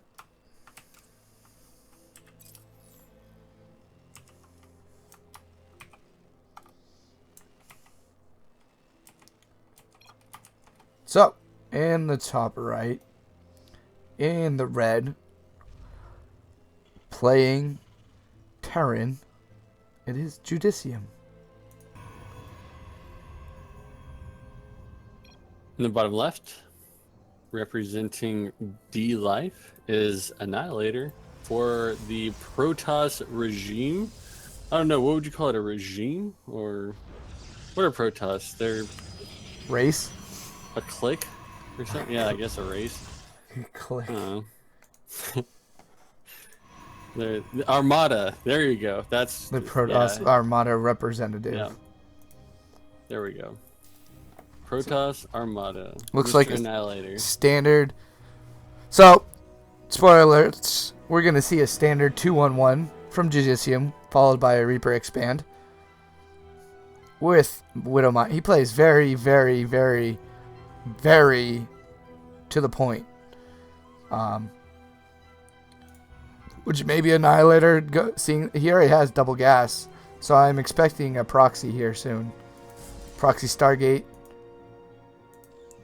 What's kind of cool about this map? Look at the path of that probe. Yeah. But also the Terran's doing the same thing. So I can't really. Nope. There's gonna be a pylon. No, I mean they're just scouting. Nope. There's a pylon going down right there. Oh shit! It's a pylon. You know what that means? 2 gate. Everybody's getting laid today. I just made a bet that they'd make a pylon, and he made a pylon. We're all getting laid. Yep. Judicium should see only one pylon and know something's up. But I'm curious to see what. Reactor. Yep. Yeah, no, I mean, I think Judicium's opening is pretty standard, and it plays against shit like this. So you know, even if it was a Stargate or a Robo. Oh, whatever. He's gonna pylon rush? Nope. He pulled it back. No, I mean it's gonna be. Well, that mothership core is going across the map. No, it's just gonna be a gateway, I think. I mean, honestly, I don't know what else it could be at this point. It's not a proxy. Oh nope, Yep, look it. That is way too late. So I think Annihilator's really screwing himself here. Yeah, because that bunker might get down. No, I mean, just in general, this is really late.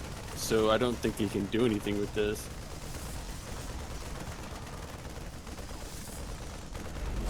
No, maybe. That bunker's going to have to tank a lot of damage.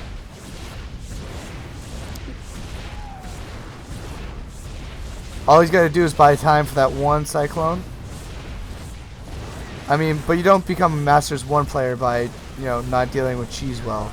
So. Alright, so there's the second overcharge, so now there's no overcharge energy. There's the pylon being used, and it's a robo facility.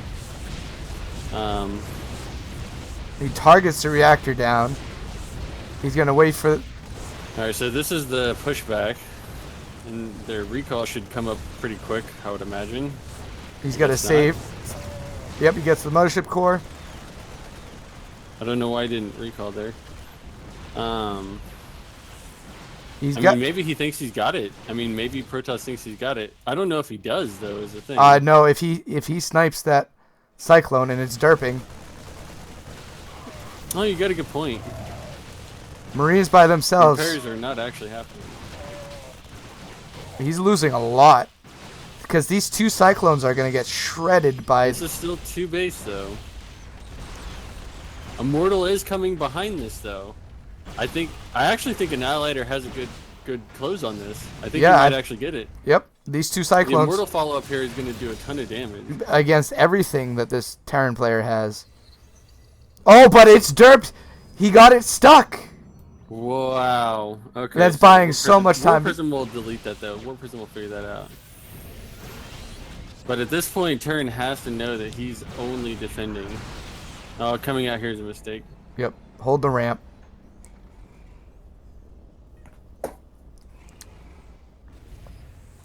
I'd like to see a. No, I don't want to see a. I'd like to see a fucking Liberator or something. Yeah, Liberator. Yep. No. Here comes the damage. Here comes all the pulls. The pulls. Okay, so Immortal gets the proc on the shield. Yep. Oh man. But yeah, the repairs not go down. He gets the Immortal. If he can repair faster than these, nope. I think Judicium has been knocked out. I think this is game. Maybe. Yeah, no, he's got it. 22 army supply versus 10. I thought that stupid forward. GG is called. Annihilator keeps it alive for dLife. Good game. Good game.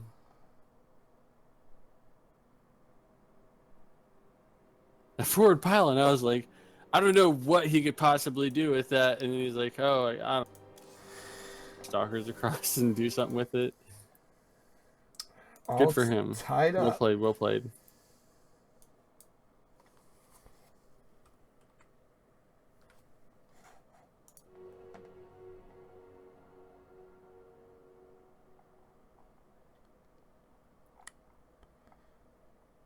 Where is...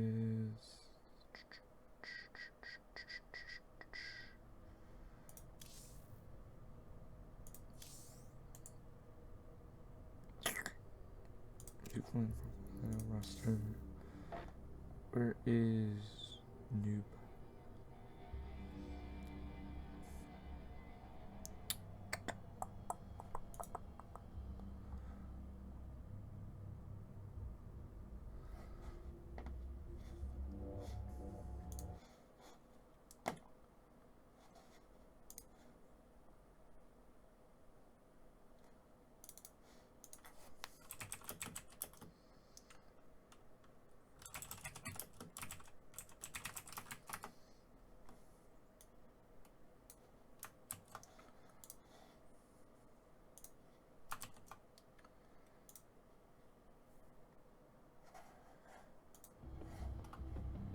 No, I do not.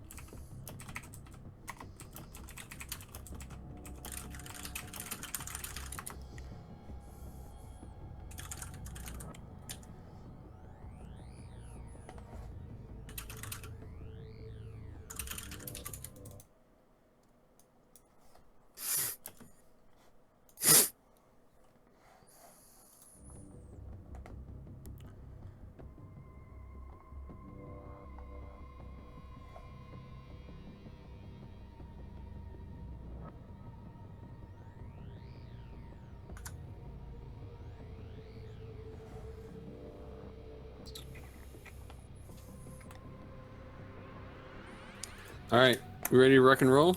I'm waiting for our last player.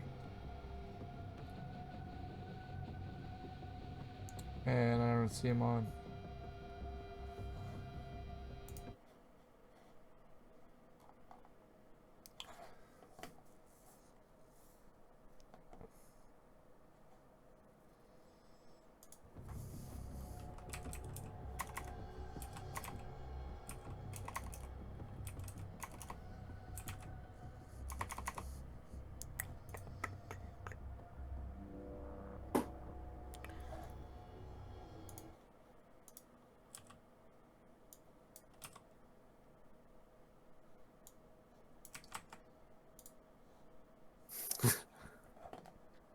I do not see him online.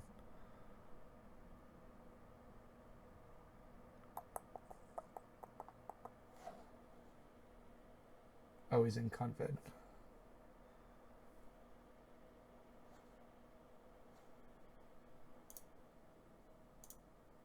All right, so as we wait for the next game to start, We are in a tied series, I believe. Is that correct? 3-3. So we have an ace match coming up. The ace on dLife side, Annihilator, demonstrated a very strong stalker proxy with Immortal push. Good micro play that was put into that.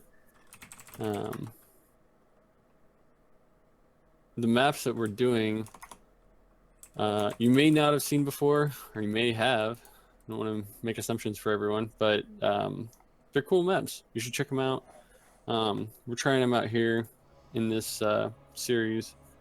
Definitely give them a look if you get a chance.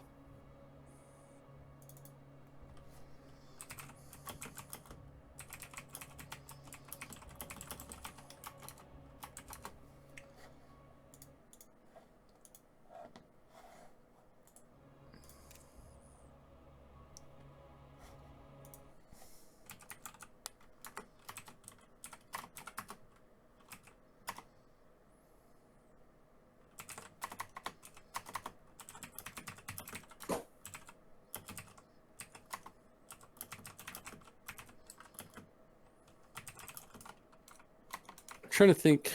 I guess we did have one mirror matchup, and it was the ZVZ at the very beginning. We hadn't had any since then.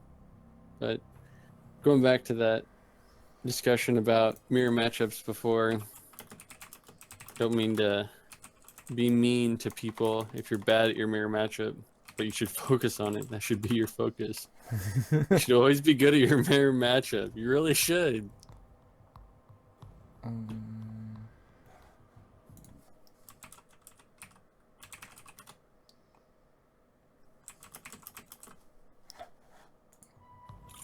There we go.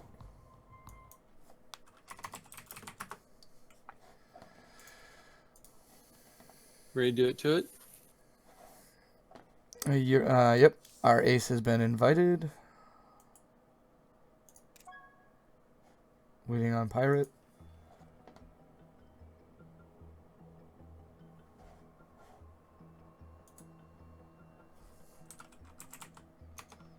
Why am I not playing any of this? Because I realized. Because you're not ranked and you're not one of our better Masters players. I've never played this game before.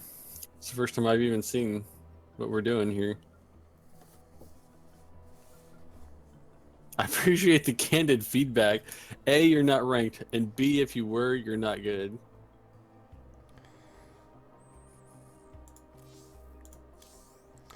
Pirate seems to be AFK. Oh, that's a bummer. Because I've suggested Eurotrash like 3 times now.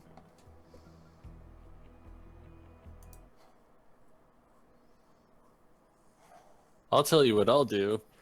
I'll go become a caster and release a voice pack, and then I'll show you, and I'll say something silly about you.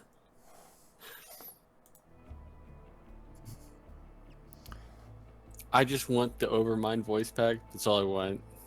Period.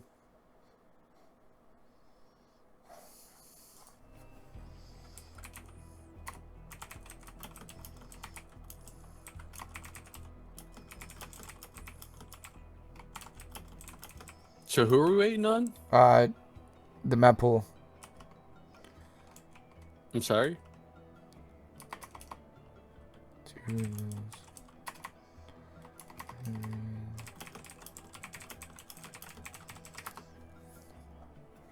I'm looking for the map pool.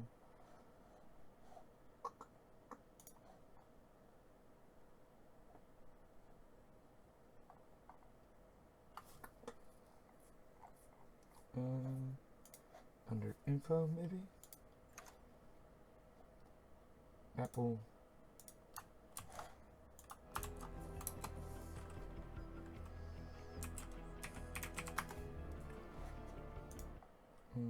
That's been played. Bumbo's been played. Avex. Vulture's been played.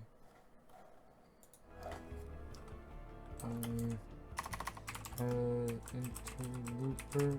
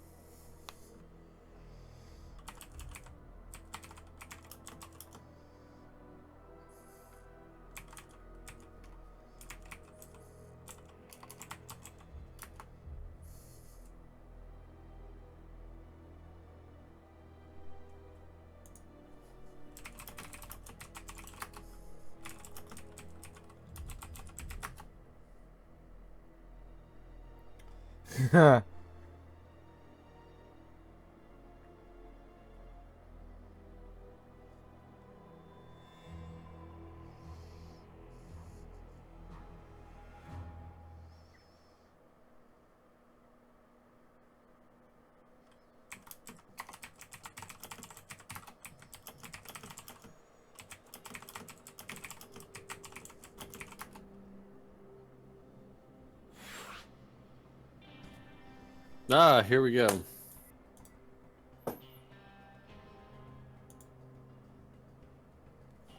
You ready? Hold on.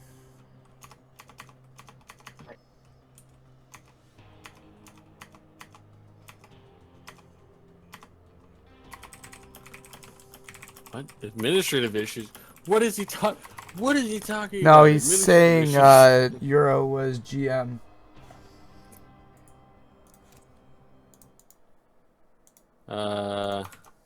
Okay. Yeah, sure. I mean, I guess he's been GM before. Is he not allowed to play now or something? I'm looking at the date 5/10/2017. Yeah, I got a Villa on here.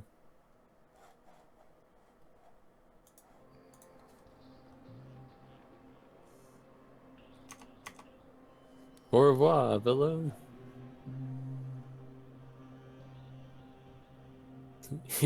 He just came in to say, "Let him play," and then left. Let them eat cake. That doesn't make sense. Are we really just? Yeah, no, he's.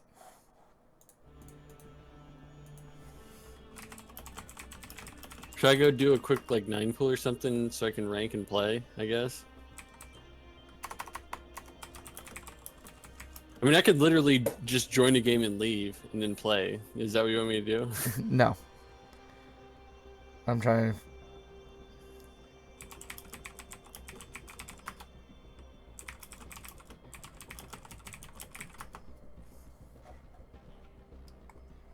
Um, 157.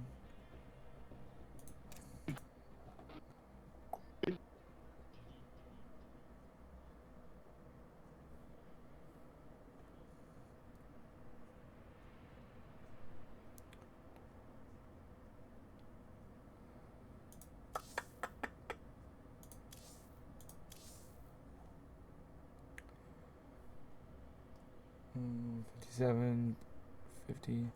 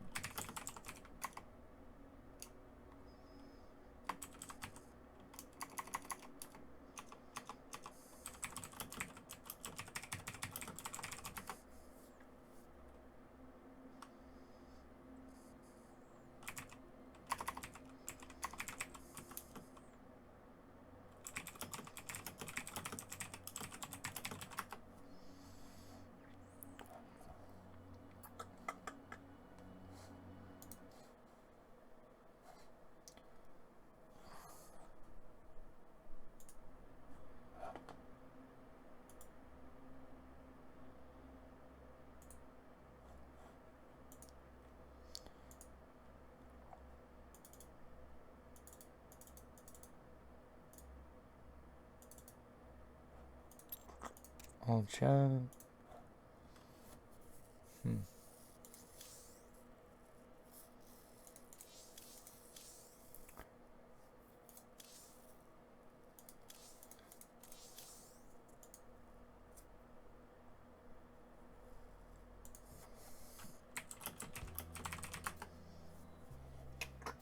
Sorry for the delay, guys.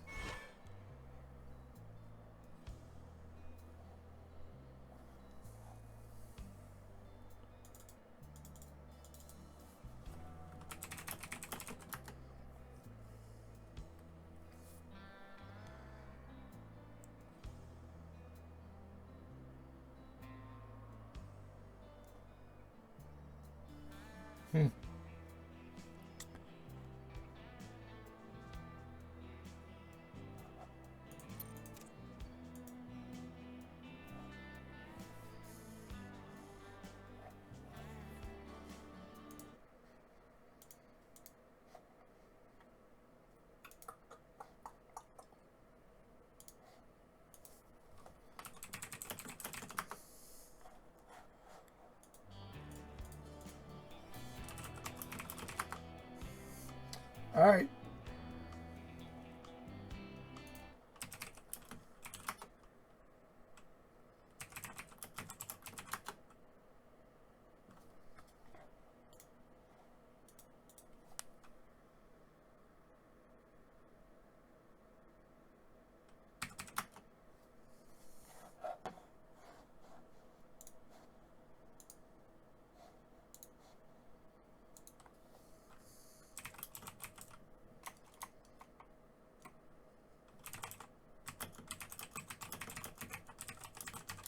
Check, check. Mic check. Yep, you're there. What are we doing?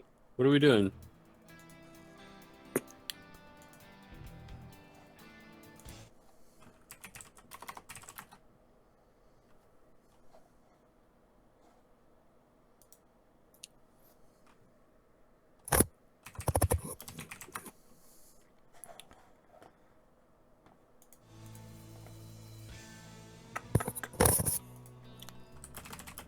We're down to the wire. We got like the hype mode. It's like nah.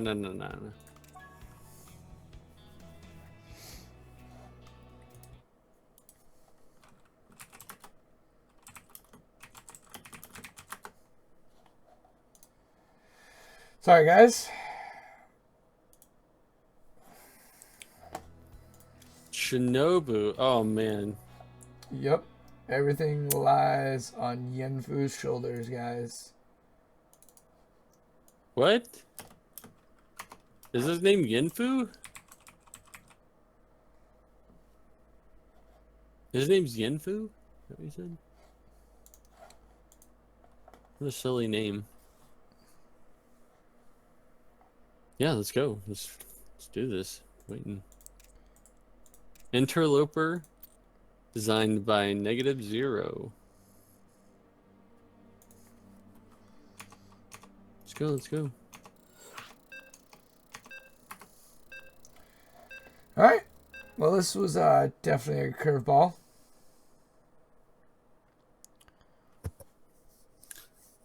Sorry for the delay. But we have our ace match going to a PvP, Shinobu versus Annihilator.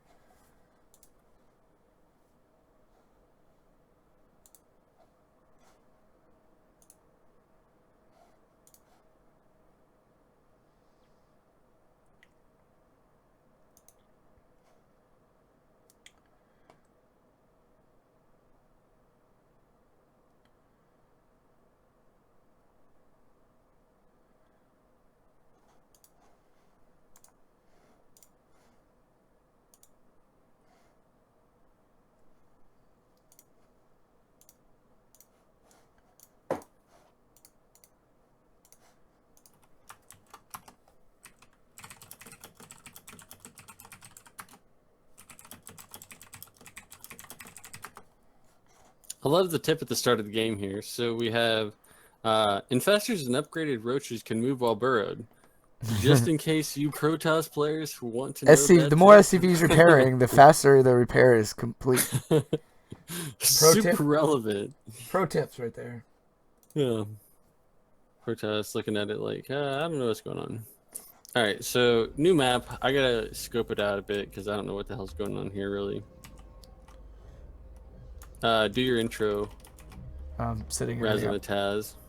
So in the top left, in the blue, ConFed's Shinobu. That means that we have in the bottom right a red Protoss representing dLife Annihilator. And I'm trying to see where their bases are gonna look. I really don't know anymore. Hell, we spent 20 minutes just trying to get into the damn game. Right? Fuck. Sorry, guys. So, no, you're good. So, similar to the same conceptions that I had about ZVZ, I also have about PvP. And what I mean by that is that build order and production are extremely important. And also the unit control is very important. So I was giving everyone a hard time earlier about being good at their mirror matchup, and I stand by that fact. If you're bad at your mirror matchup, you need to fix it. So this is a great final game to the series. You know, a mirror matchup here to see who's the better Protoss player. And we'll see how that shakes out here.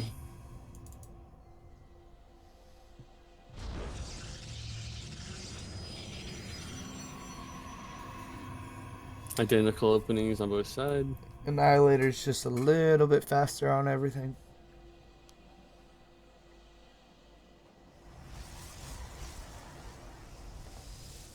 Resuming the gas income. That's one thing that as a Zerg player you're supposed to do is to cut gas income and then go back to it. And you know, you can really screw yourself if you don't go back to it. Like, but here's the difference. Shinobu's going for double Adept, while Annihilator's going double Stalker. Oh, you're right.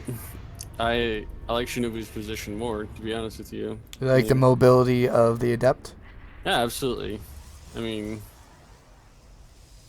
he'll be at his ramp before the Stalkers come to his side. And he'll get the run by, and he'll get...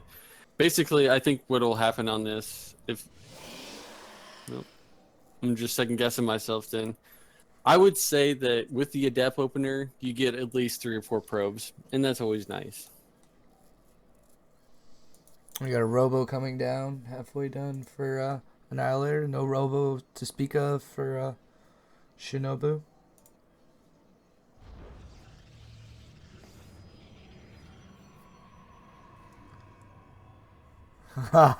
He sees my poster.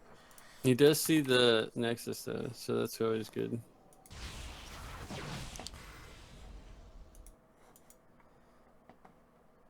The Robo Fast Observer can't really fault Annihilator for Fast Observer.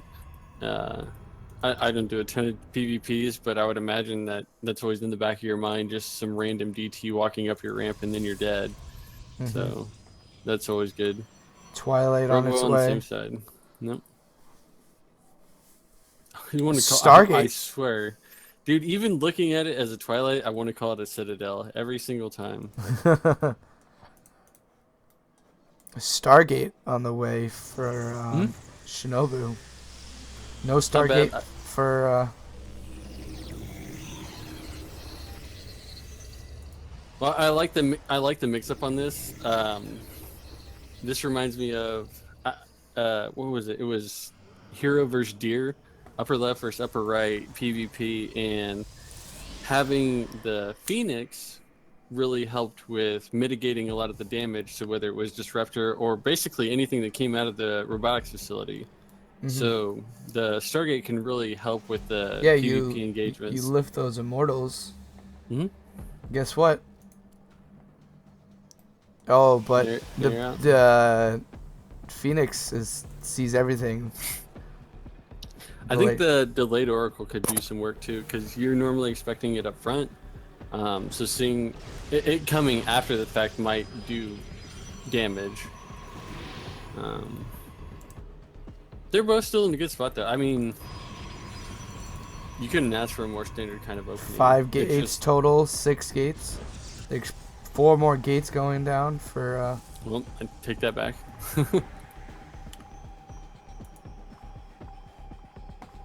I think that he'll scout it with the Oracle, though. But do you think that'd be too late for?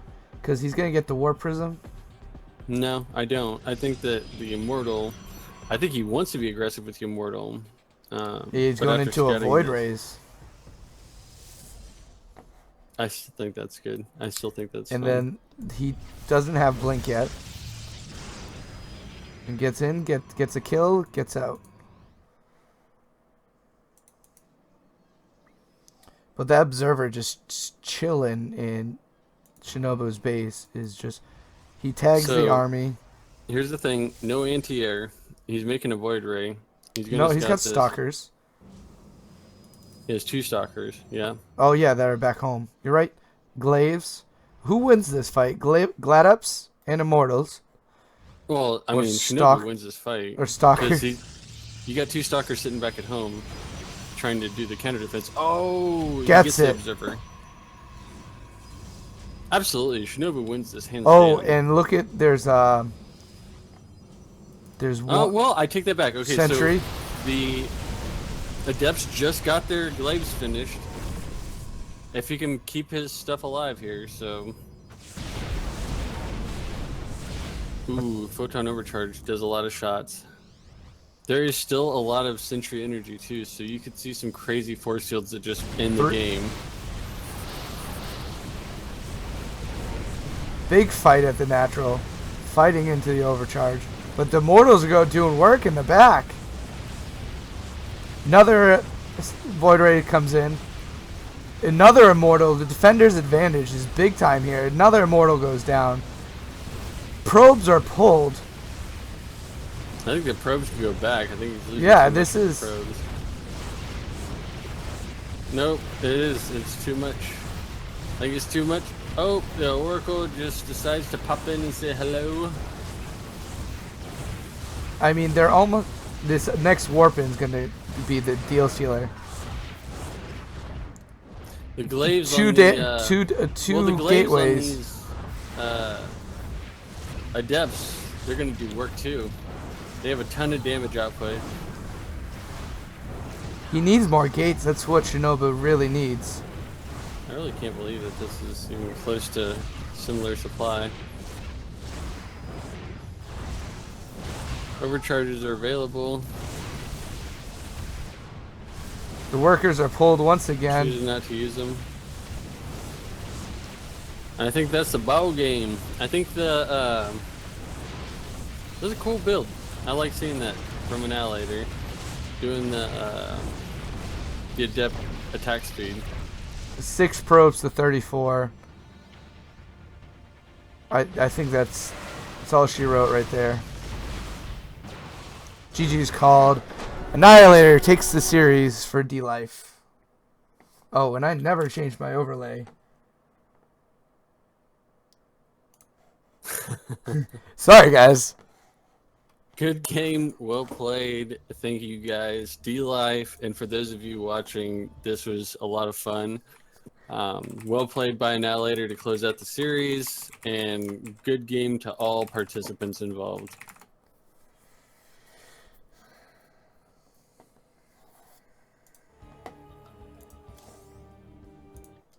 And thank you for tuning in, and we'll be live for the next Clan Lore next week. Good night, guys. Thanks, everyone. Bye.